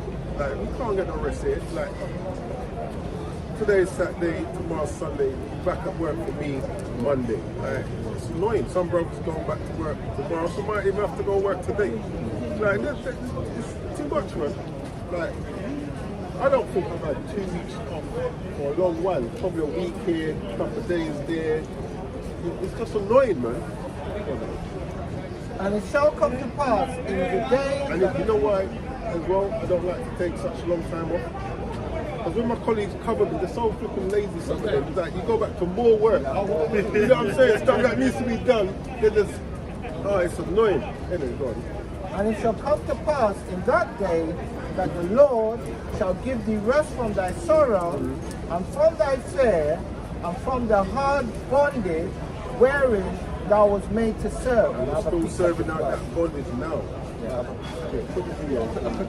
This is the book of 1 Maccabees, chapter 2 and verse 10, just to validate a point. What nation have not had a part in her kingdom and gotten of her spoil? When it says they shall take them captives whose captives we were, yes, they ain't a single nation that ain't had a hand in giving us a dig. Right. You know what I'm saying? Partaking of the sports union, benefited from it. Every single kingdom on earth. Here's another prophecy. This is Isaiah 60 and 10. Verse 10. Start 9. Start 9. Yeah. Surely the isles shall wait for me, and the ships of Tarshish burst to bring thy sons from far. But what it is, we've been scattered throughout all nations. Yep. So we're going to be brought back to our homeland. Yep. To bring thy sons from far their silver and their gold with them. Their silver and their gold with them, because they took our stuff. So they're going to be giving it back to us. Unto the name of the Lord thy power, and to the Holy One of Israel, because he hath glorified thee. Go. And the sons of strangers shall build up thy walls. So when you read the scriptures, when Christ comes back, this place is going to be destroyed. Yep. So like how we were the workers to build this kingdom, they're going to build our kingdom. Yep. You know? And their king shall minister unto thee, for in my wrath I smote thee, but in my favor have I had mercy on thee. Go on. Therefore thy gates shall be open continually, they shall not be shut day nor night, that men may bring unto thee the forces of the So when it Gentiles. says bring unto us the forces of the Gentiles, meaning their wealth, they're going to be bringing their wealth to us. Go on. And that their kings may be brought. For the nation and kingdom that will not serve thee shall perish. Yea, those nations shall be utterly wasted. Because that sounds optional. Read verse 14. So they ain't got a choice to serve. Isaiah 16 verse 14. The sons also of them that afflicted thee shall come bending unto thee. Now, when you look at some of the images of slavery, I see one where you got this white guy sitting on a chair, and you got a young youth on all fours, and that's his footstool. Yeah, they call him a foot warmer. Yeah, that was his footstool. You know what I'm saying? So read that verse again. Like, there's a point, you couldn't even look him in his eye. You have to be looking down this person. Like, don't look him in his They eye. have to look at their feet. Yeah, look him in his eye. Down at their feet. Isaiah 60 verse 14. So when I read these stuff, I want this. You know what I'm saying? And all it takes is for me to just make as much effort as I can to keep his laws. Like, don't eat prawns, don't sleep with your brother's wife, and all of these, like, don't steal. Yeah. Good. The sons also of them that afflicted thee shall come bending unto thee, and all they that despise thee shall bow themselves down at the soles of thy feet, and they shall call thee the city of the Lord, the Zion of the Holy One of Israel. Because we're still his chosen, like I said. So don't make no one steal your wealth. Your wealth is like the scriptures teach us of our wealth, you know, and it shows us how to obtain that. Don't make no one steal it from you by turning you away from the Bible. You just have to make sure that who's teaching it right, and you can't learn it through the lens of Christianity. They've never taught us the Bible from our book. You know what I'm saying? So there's a point in the verse that he brought out just now that's very important to really accept and understand. It says the sons of those that afflicted you. So that's been prophetic, because they will say, oh, it wasn't me. I didn't do that. I didn't. But the scripture says the sons of those that did that. Yes, because hey, what now? Everything that they stole, did it just disappear when they died off? There you go. So when you hear people say, oh, it wasn't me, well, you know what you should do then? Like, in this day and age, if police came to your house and they saw a picture which was stolen, and they agree that you didn't steal it and you didn't know it was stolen, and they're going to leave you with it. Exactly. They say it was a stolen item. They're going to return it to its owner.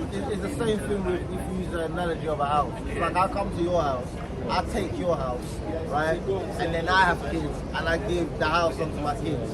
And now you have children. They're gonna, your children are gonna want the house back because they know it belongs to them, because that's their inheritance. But I pass it on to my children as an inheritance. But it doesn't mean that it's mine.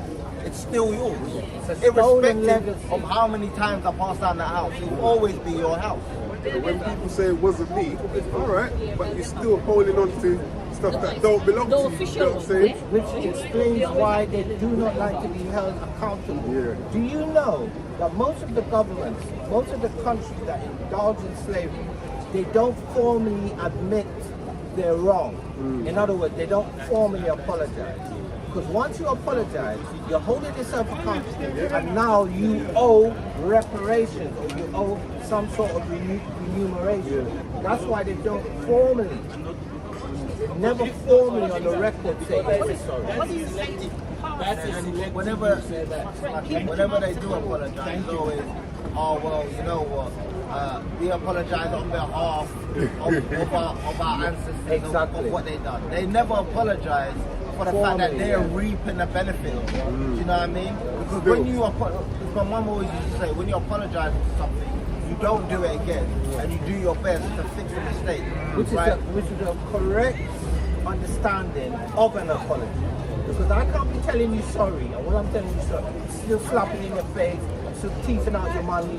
No, you're not sorry. That's just words. It has to be an action that backs it up as well. Like you ever go like this?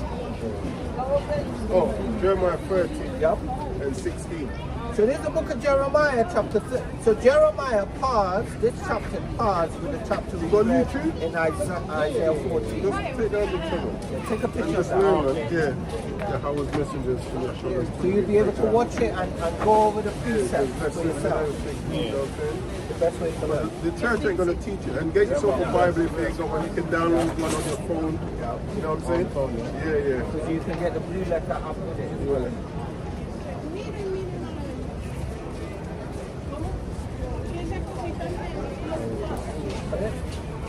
Yeah.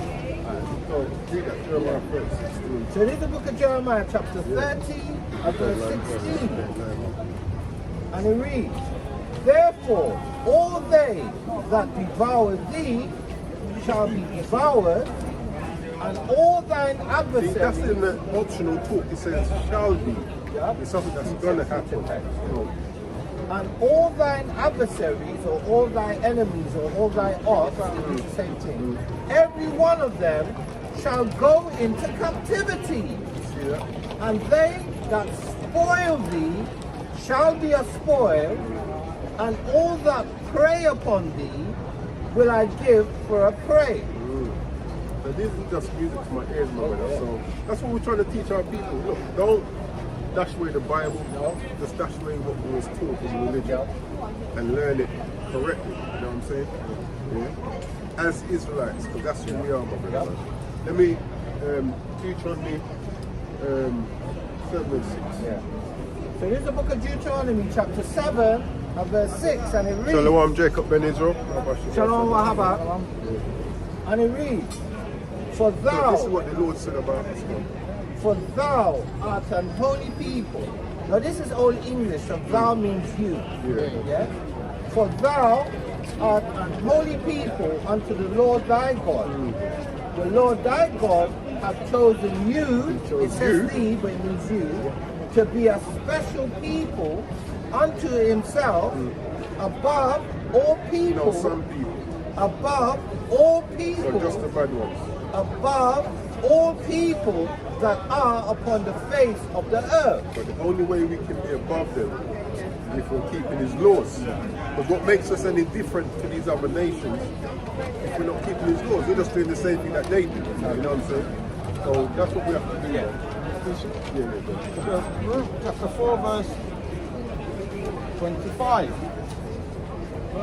My children, suffer patiently the wrath that is come upon you. That's what we have to do. You know, this walk is a hard walk, but we have to be patient in that walk, because the Bible speaks about considering your latter end. You have to think about what you're hoping to achieve, you know, which is the kingdom. You know, handmaids and servants, everlasting life.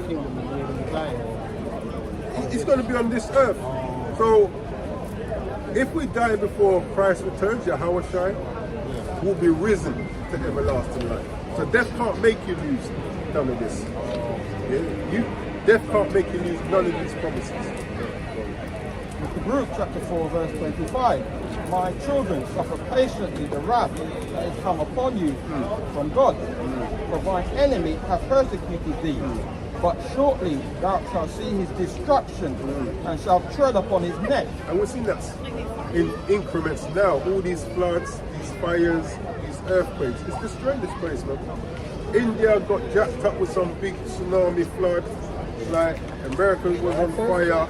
All over the place. Since the vid thing has come in, you know, like the judgment that the Lord's been bringing upon these nations, it's terrible, man. And a lot of it ain't even publicized in the news. You know what I'm saying? A lot of it ain't publicized. So just keep your faith up. Yes. Read from Genesis to Revelation. Yeah, because what that would do, you come across the laws. Some of the laws we won't be able to do. That's where grace covers us. But you're going to find a lot of laws which we can do. And grace won't cover us for not keeping laws. But it will also give you an account of your history and your foreparents. Because as I was saying earlier on, in school, my history was started with slavery. And I'm thinking, what happened? This is letting you know about your people. You know what I'm saying? It's giving us back that knowledge, that understanding that we lost. You know, because the Bible says, my people are destroyed for lack of knowledge. You don't even realize that you are one of the rightful rulers of this actual earth. You're meant to be ruling over these other nations, showing them how to serve our God. But because we fell, we have to work our way back there. Through what? Putting our faith back in the Most High. His name is Yahweh. And keeping His laws to the best of our ability. Oh, did you finish what you did? Yeah, I did finish. I'm going to read another law that he's keeping. Oh, yeah. I was going to show you. Yeah. Leviticus chapter 19, verse 27. You shall not round the corners of your head. Neither shall thy mar the corner of thy beard. And that rounding is because what a lot of brothers do, when hair, like I'm feeling, becomes bald like hair, they take a razor. You see, like Floyd Mayweather and bald. You can cut it low, but you can't make it clean because it's not naturally bald like that. So he said you can't do that. Read that again. Because Leviticus chapter 19, verse 27. You shall not round the corners of your heads, neither shall I mar the corner of thy beard. Or be clean shaven. You know what I'm saying? Needs to destroy it to all. Yeah. So, you know, you're keeping that now. And you didn't even know. You know what I'm saying? The prawn thing, you was keeping that and you didn't even know. Now you can understand why you doing it. Because it's part of our custom, it's part of our laws. You know what I'm saying? So what we need to mention to the brother is, if a king or somebody who is the heir to the throne was not brought up in the royal family, it doesn't make him, or it doesn't remove from the fact that he's the heir to the throne. But what it does do is takes away the knowledge, it takes away the culture, it takes away the custom that a royal prince would have. So he would need to be taught. But it doesn't take away from the fact that he's the next king, right? So what it is, like, I'm using yourself as an example. You always were a king, you always were an Israelite, whether you knew it or not. Now that you've been given the information, you have to sort of reteach yourself, and that's what Christ was mentioning to Nicodemus in John 3 and 3. You have to be born again. You're actually being born again now by the waters of the word. Childbearing. Yeah. Just to go into what he was saying, when you're talking about a king, right, or a prince who doesn't know he's a king or a prince, doesn't remove his legitimacy. Yes, see what that's the correct word. Yeah. So when you have somebody who's ruling in the place of a king, that's essentially a bastard.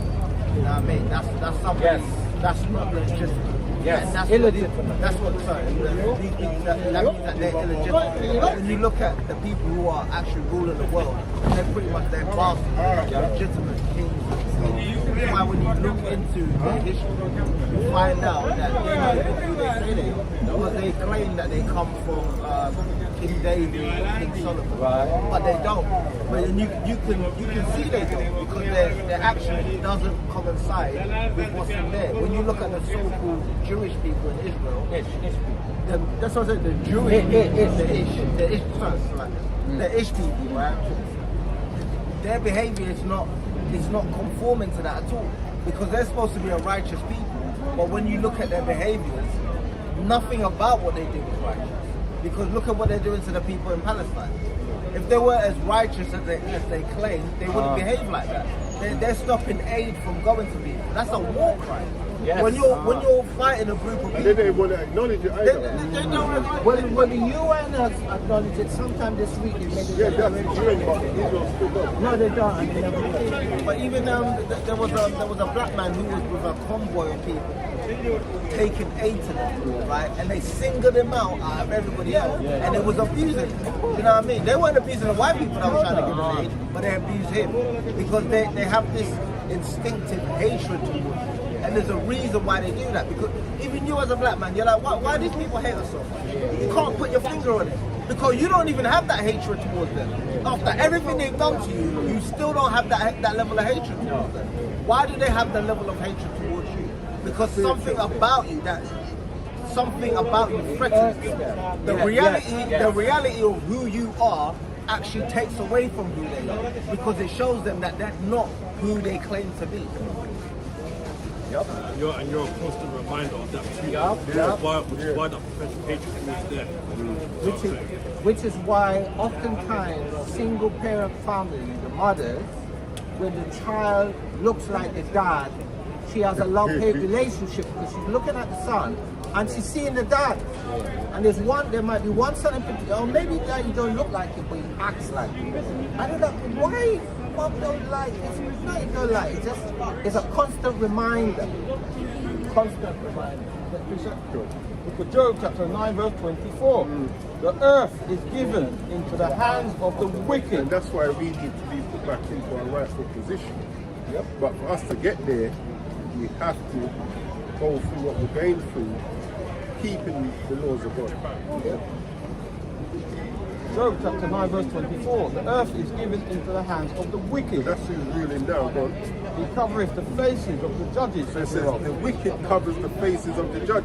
Now, look at this. This was the original images of Christ, yeah? Okay. During the Renaissance period, what happened? Whitewashing, and now you got that. Yeah. So that's what he's supposed to do. Well, depictions back then. Oh, okay. We're not saying that's how he actually looks, but it was always drawn as a man of color. The Bible describes him as a man of color.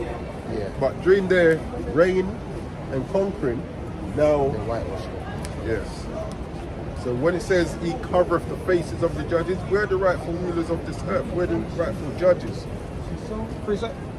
Book of 1 Maccabees, chapter 3, verse 48. Yeah. And laid open the book of the So law, what they did, they opened our records. wherein the heathen had sought to paint the likeness of their images. So likeness of their images. So instead of it being original, now it's in their likeness. See what I'm saying? And these are things we're not taught. And we try and bring this back to our people so that they can have that knowledge of self, self-worth,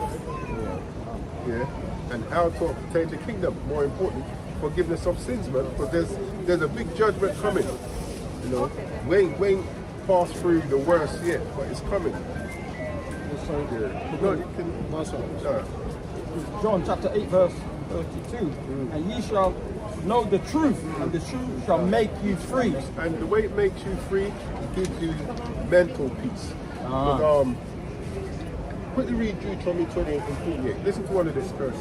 So this is the book of Deuteronomy, chapter 28 and 48, and it reads,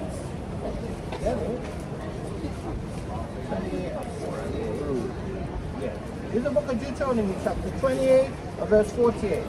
Therefore shalt thou serve thine enemies, which the Lord shall send against thee in hunger, and in thirst, and in nakedness, and in want of all things. Now here's the point one. And he shall put a yoke of iron upon thy neck until he have destroyed thee. And now we're destroyed. Those jokes have been removed. But how are we destroyed? We are mentally destroyed. You know what I'm saying? So read that precept again up. That you just read. Job 9:24. Okay. To Job chapter 9, verse 24. The earth is given into the hands of the wicked. He covereth the faces of the judges thereof. Except the one? God to destroy you. That's 48. Deuteronomy 28 and 48. What was he reading when I brought that? That was the latest. Yeah. No, because you made a statement when you said the instruction is in your mind. Yeah. So I think you brought it out to just back up what you said.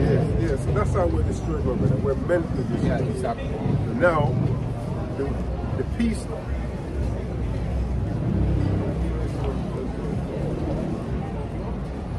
Didn't you read 2 Maccabees 3:48? Yeah, first Maccabees, first 48, yeah. Read that again. I'm sure there was something like that.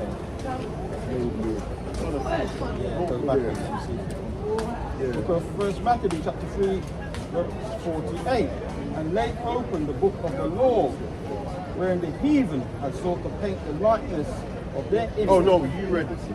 John 8. Yeah, read that again. That's what it was. John 8 and 8, I think it was. John 8. Oh, sorry, John 8. So John chapter 8, verse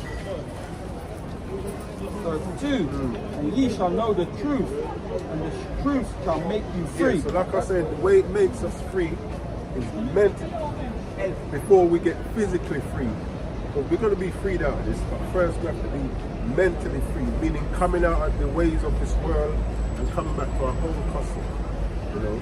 Well, that's a flip side of what we said earlier, because we wore yokes until we were destroyed, and then they didn't use yokes anymore, because we're already destroyed. Yeah. So the flip side of it is what you just said. Yeah, so just, You ever seen that there's like a meme or meme of an elephant and he's tied to a tree? He can easily just break away from the tree, but because he's been abused and conditioned, you don't go nowhere. Like if you break the animal, you don't actually need to keep a cage around the animal. Yeah. It's fundamental. Again, yep.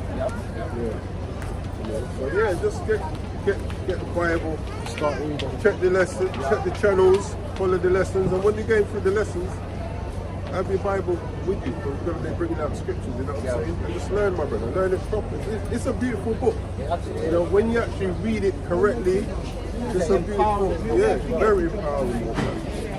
And that's why they didn't want us to read it with the proper understanding. They'll give us Christianity, because then it distorts the message, you know what I'm saying? That's why they created this as well, by the way. Can you see it? Yeah. The Negro Bible. Yeah. Okay. The selected parts of it is taken out. So this book here, there's chapters in this book that is not in that book. Yeah, so just bear that in mind, my brother, yeah? And if there's any issues, you know, we're here every Saturday. Yeah, you have an issue or query, you just come. So you build up your wealth of knowledge, and then eventually, you know, the spirit will be on you. When you're able to discern for yourself. Really, that's the whole point. It brings a level of mental stability. Yes. You know what I mean? Yes. Because once you know who you are, once you understand the reasons why you're going through things, you don't have those niggling questions that you're not like, why? Because even when I was younger, before I come into this, I'm like, why do they hate man so much?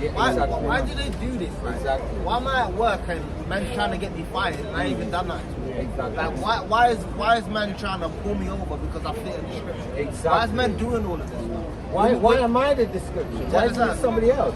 So once you read this and once you understand this, it clicks. You're like, oh, so there's a level of peace that comes with that, because you know that's what these people are like. You expect it. You know what I mean? You're not gonna jump in the lion's den and be like, why is it trying to eat you? Because you know it's gonna try and eat you. So now you make means to avoid going in there. Yeah, once you're in there, you deal with the lion. You have to deal with him, or you deal with you. So once you know who these people are, that should put you in a better position to be able to deal with them better. Because you know that's what you're not expecting better from them. No. Because you know that's what they're like. You know what I mean? So you have that level of stability and the knowledge and the wisdom that comes with that. And you're able to deal with things a lot better. I remember as a youth, I used to think, why is it Esau will be coming back from the best night out, see a black person and just want to beat them up? Like, now I understand. That's a cherry on top there. That's a cherry on top, isn't it? You know? Yeah, you had the, you drunk your thing off, You went in the toilet and done a thing with one of the slabs. You're going home. You just about made it home. You see a flat. You say, oh my God, this will fuck the night off. That's how you feel. And you know the worst thing is that as well, right? And then when they get caught, they use the drunk card. Yeah, that they was out their head, they didn't know what they were. That's how they. And the judge is sympathetic to them. Because why? It's his people. No, because it's his people. I know. They're always sympathetic to their people. Yes. They understand each other. Yeah. Or when I was in youth, I used to go, you know. Yeah, me go bashing as well. I'm trying to find the right word. Yeah.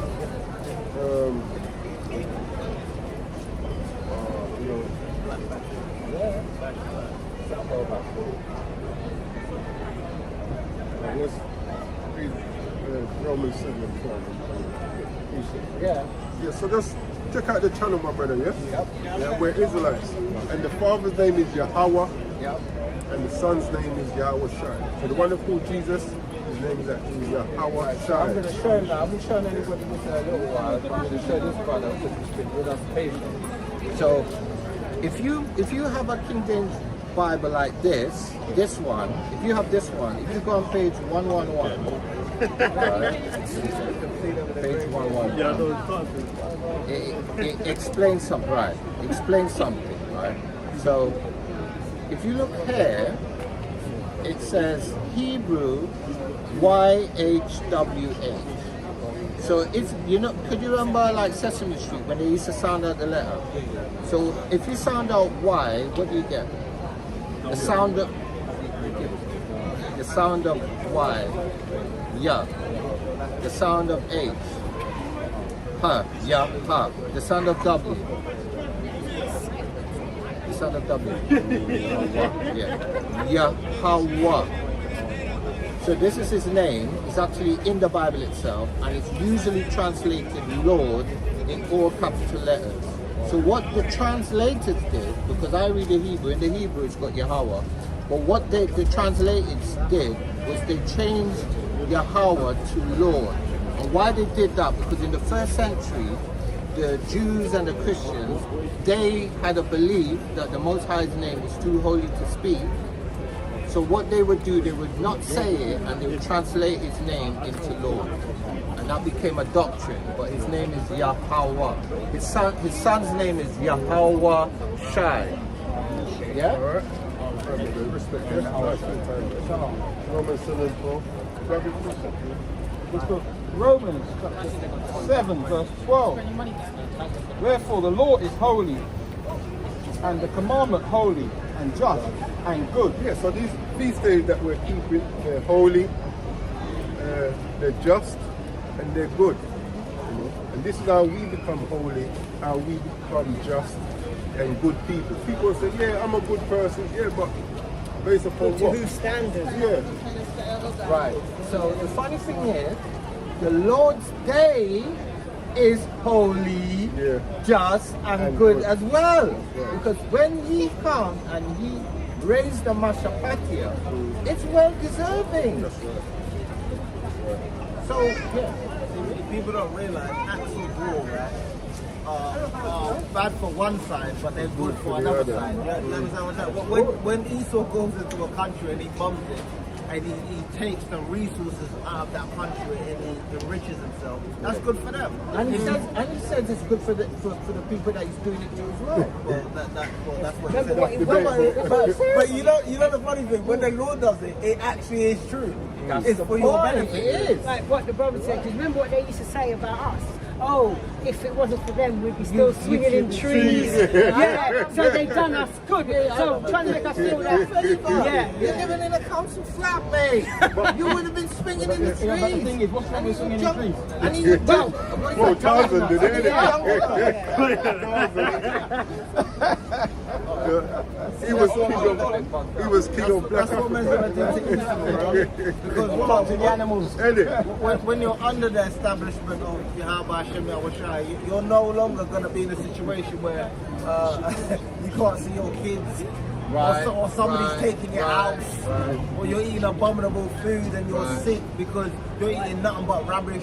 So yeah, when the Lord does take you off your throne, it's going to be to your own benefit, because what does the scripture say? To whom is evil to himself, to whom shall he be Good, good? that's right. Esau's wicked to his own damn self, man. He don't even know what's good for He himself. has to really say there. So it's like when you leave a child, it's like you put a child, you know, in a position of caring for the household. Yeah, you tell right? her everything If you better. if you give a child a choice and you tell him you can do whatever you want, he's gonna eat sweets the whole day, and then he's gonna vomit at the end of the day, and he's gonna do the same thing over and over again Grow up until on he the wall. destroys himself. And that's the mindset of Esau. He will do whatever's contrary to the point where he destroys himself. So the Lord coming back is doing him a favor, because if the Lord don't come back, he's gonna end up killing himself. When the scripture says even the trees and the earth and the water's gonna sigh of relief. Remember, Thank God. it says the Lord didn't shorten the days. Yep. And it's shortening the days so that these prophecies can sleep. Yeah, because you remember, I don't know, you know, I know you would remember for sure, when a day felt like a day. I remember when a day felt like a day, yeah. And like back then, like when we were kids, we used to celebrate Christmas. We couldn't, you know how long it took for Christmas to come I know, round? right? I'd go to sleep, wake up, and it's just 5 minutes gone. I'm like, what the hell? Go to sleep, wake up, 10 minutes gone. Do you know what? Can I even answer you? There's meant to be a psychological phenomenon for that. Taken away from the scriptures, like, a part of it is the fact that as you grow older, because you go through the same experiences, right? Your brain starts streamlining things because you're effectively going through the same thing. So now it doesn't really expand itself because it doesn't need to, because you're going through the same thing over and over again. Right. Like in the kingdom, you're going to be experiencing so many new things that your mind is going to keep expanding. Because Esau, like when you really peep Esau's kingdom, it's boring. You get up, you go to work, you go to sleep, you go to work. That's all you do in this kingdom. So you're doing the same thing over and over again. The day speeding up is like your brain's way of protecting yourself, because it's so boring that if it actually stretched it out, you'd be in hell twice as long. And I like the point you made about your brain's going to be expanded. Because trust me, my servant's brain going to be expanded, you know, 'cause every day I'm thinking of creative ways of giving them duties. It's not going to be a basic, do that, creative. Clean the whole palace with a toothbrush. Yeah, there you go. On one knee, with one finger.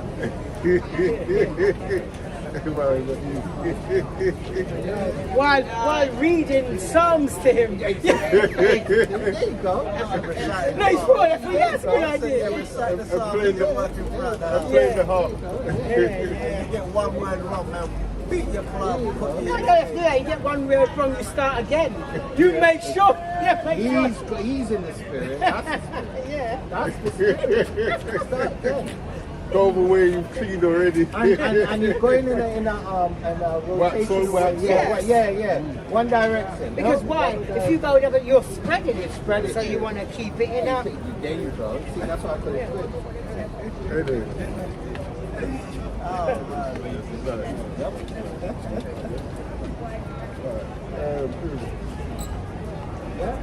All right. So this is the book. So just like the brother said, the laws holy, commandments holy, just and good. That's right. That means these feast days that we're keeping, they're holy, they're just, and they're good.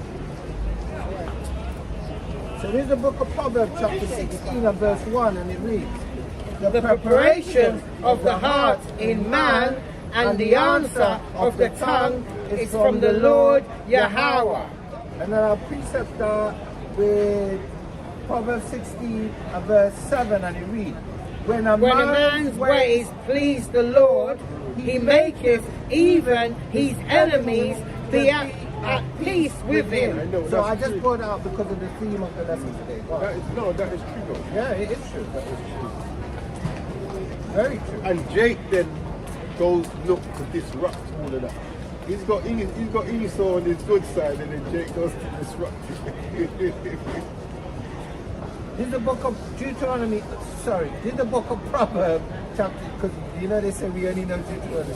This is the book of Proverbs, chapter 21, verses 1 and 2. You know, I'll forever be breaking. Well, I see, Yeah, I know. if you don't understand The basics, who you are why are you gonna go in anywhere else? Deuteronomy 28, nothing else will make sense. But here's the point as well. If somebody comes up and don't know who they are, why would you go to Revelations and Daniel and break down deep mysteries?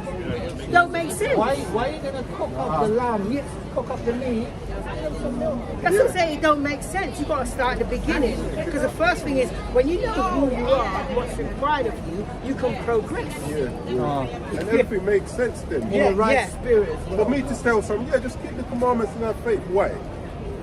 Yeah, for what? Yeah. What's the benefit? Why? Yeah, because Why? we're in a capitalistic Why do I mindset. need to Why? do Yeah, why do I? Why ain't he doing it? Why you know? You know what I'm saying? Yeah. Well, you are, but I mean that's No, not like the other nation. You know what I'm saying? Well, why he? So you have to break down who you are. It was given to you. That's why you're held accountable, and you're supposed to be a light to him. So you're gonna hear us break that down over and over. So lucky But I about think they have. it is what it is, man. That's just our portion, isn't it? You're dealing essentially with inheritance, right? So when somebody comes and they tell you you've inherited a mansion, That's right. you're going to say, why? What for? But if somebody comes to you and say, you hail from this family, this rich people, this wealthy people, you are in their bloodline and you're the last remaining descendant, and they died, and you're going to be like, oh, okay, that makes sense. Yeah. So now there's context. Yeah. Right? You can't tell somebody something without context. Without giving them, sharing with them the context to bring them into the whole understanding. Yeah, so this is the book of Proverbs, chapter 21, verses 1 and 2. Verse 1. The king's heart is in the hand of the Lord Yahweh. As the rivers of water, he turneth it whithersoever he will. Verse 2. Every way of a man is right in his own eyes, but the Lord Yahweh pondereth the heart. And I'll finish it off with Proverbs chapter 20, verse 24, and it reads, Man's goings are of the Lord Yahweh. How can a man then understand his own way? Deuteronomy chapter 30 and verse 2, and shall return unto the Adawan Yahweh, and shall obey his voice according to all that are commanded this day. Yeah, including the feast days, right? That's right. Yeah, that is all. Oh, and thy children with all thy heart and all thy soul. And today was a perfect example of that. yeah, that's right. That's right. Yeah. Yeah, it was, you know, he had a very good spirit. And he listened and he sussed. Some, man.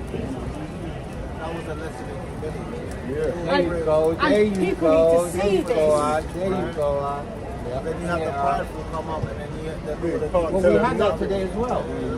We had the prideful come up today. And do you know what was nice about this guy?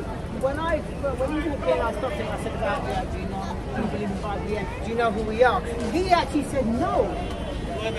That's the thing. Some people, that's what I'm saying. Some people say, yeah, I know already, and don't know. But don't know, but say they know. But he actually said, I know. So I said, okay, let me show you. And, you know? And he was willing to And he was listen. willing not only, to listen. That's why it says pride is hateful both towards the man And towards your own self and the Most High. Because now the information he went away with, he could share the little he knows with somebody else who, you know, can look into it and they can look into it together and bounce off each other and grow. That's where, you know, these are ways it can go. Book of Hebrews, chapter 10, verse 1. It is a fearful thing to fall into the hands of the living power. It's that in book of Psalm chapter 50, verse 22. Now Consider this, ye that forget Yahweh, lest I tear you in pieces, and there be none to deliver. Right, sis? Yeah, not bad. You want to be delivered? Boy, time's running out. Let's hope she means after she come out. Yeah.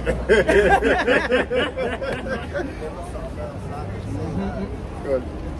Oh. Yeah, I would stand and deliver your money to your life.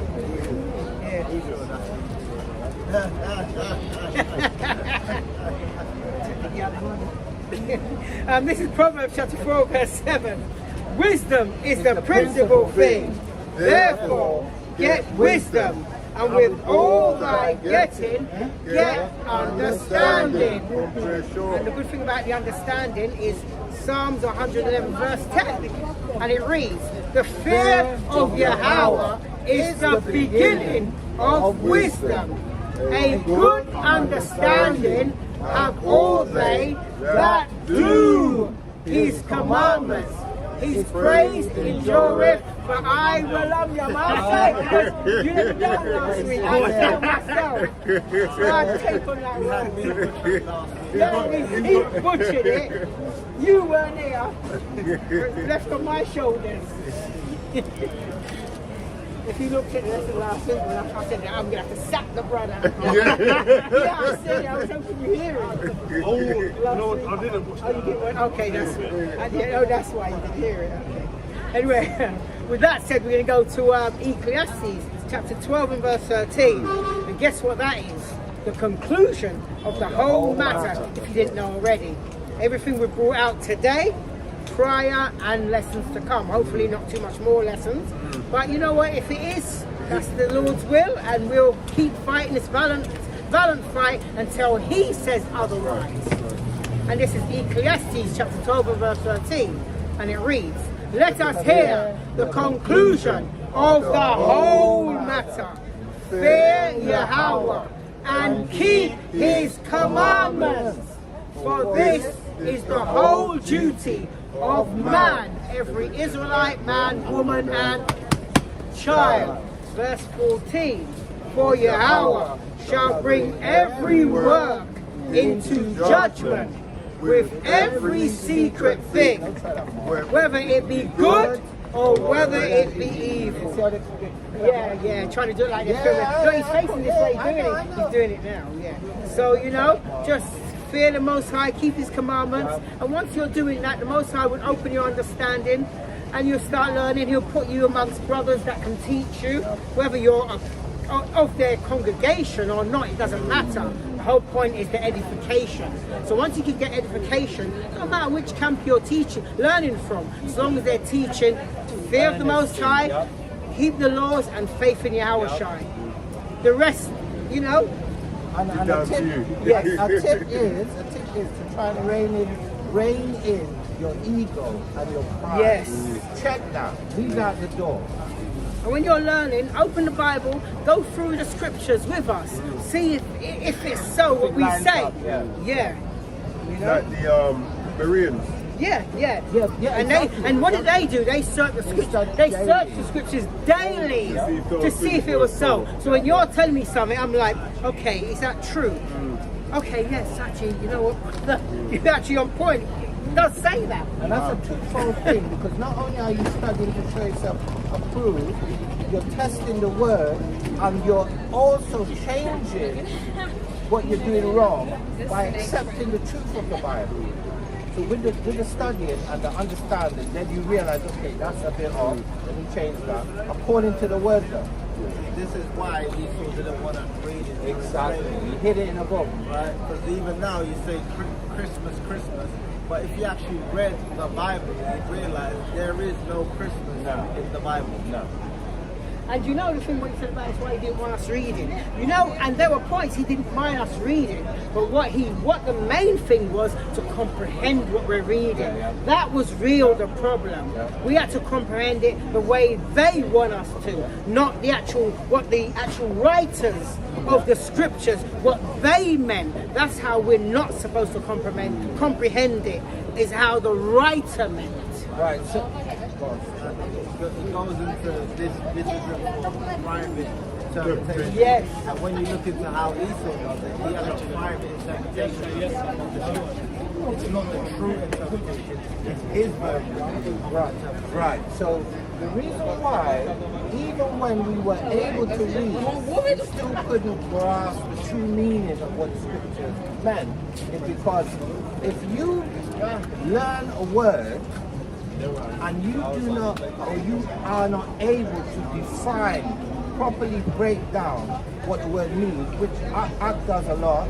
There's other brothers that are good at doing that, or they go into certain app, so they know how to extract the information, but they go into a dictionary. If you think of before there was dictionaries and encyclopedias and ChatGPT and apps, how did you know what a word meant?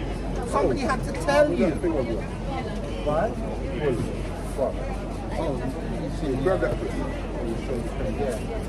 Somebody would have to tell you. Somebody would have to tell you the meaning of the word.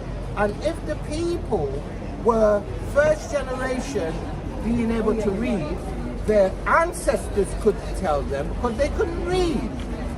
Right? So therefore, you're relying on the same person that withheld the ability to read from you to give you the explanation, which is why even now most of us come with a Christian doctrine or a doctrine of Esau, because they're the ones that told us what words meant. If you're going to, but you need an old dictionary for this. Don't know if you can see it. Can I read Revelation 1 verse 14? Here, go on. So this is wool in an old dictionary. You won't find that now, but one of the definitions says, hold on, see if I can, give me a second. Definition of wool, where is it? It says the kinky hair of Negroes. So Revelation chapter 1 verse 14. His head and his hairs were white like wool. Yeah. So read it, says, read it again. the kinky hair of Negroes. Saying that he was quote unquote a Negro. Which, if you go into the Zondervan, when you go into how it explains that as well. Not the Negroes, but the Hamites, the Boggarts, whoever else they are. Yeah, 4 families. The Ites and the Vites. 4 families that make Not up the Negroes.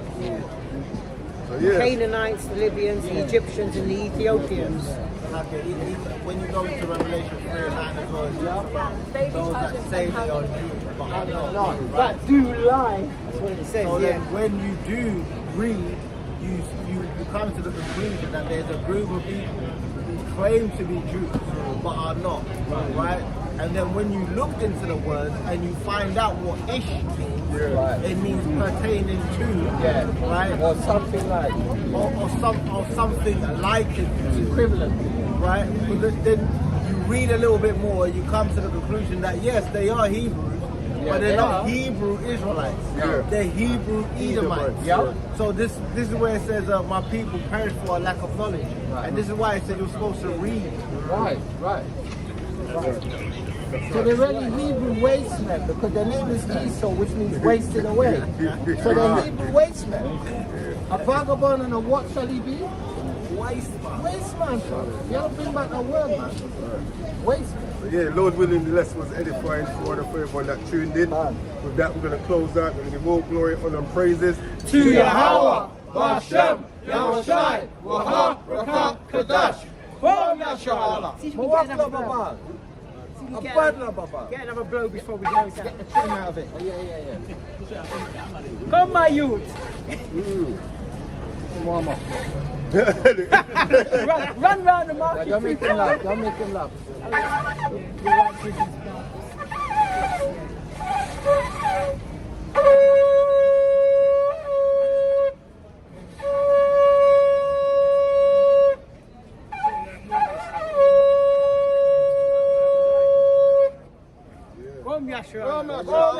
And what the brother's going to say? Shalom. And with that, we out. Shalom.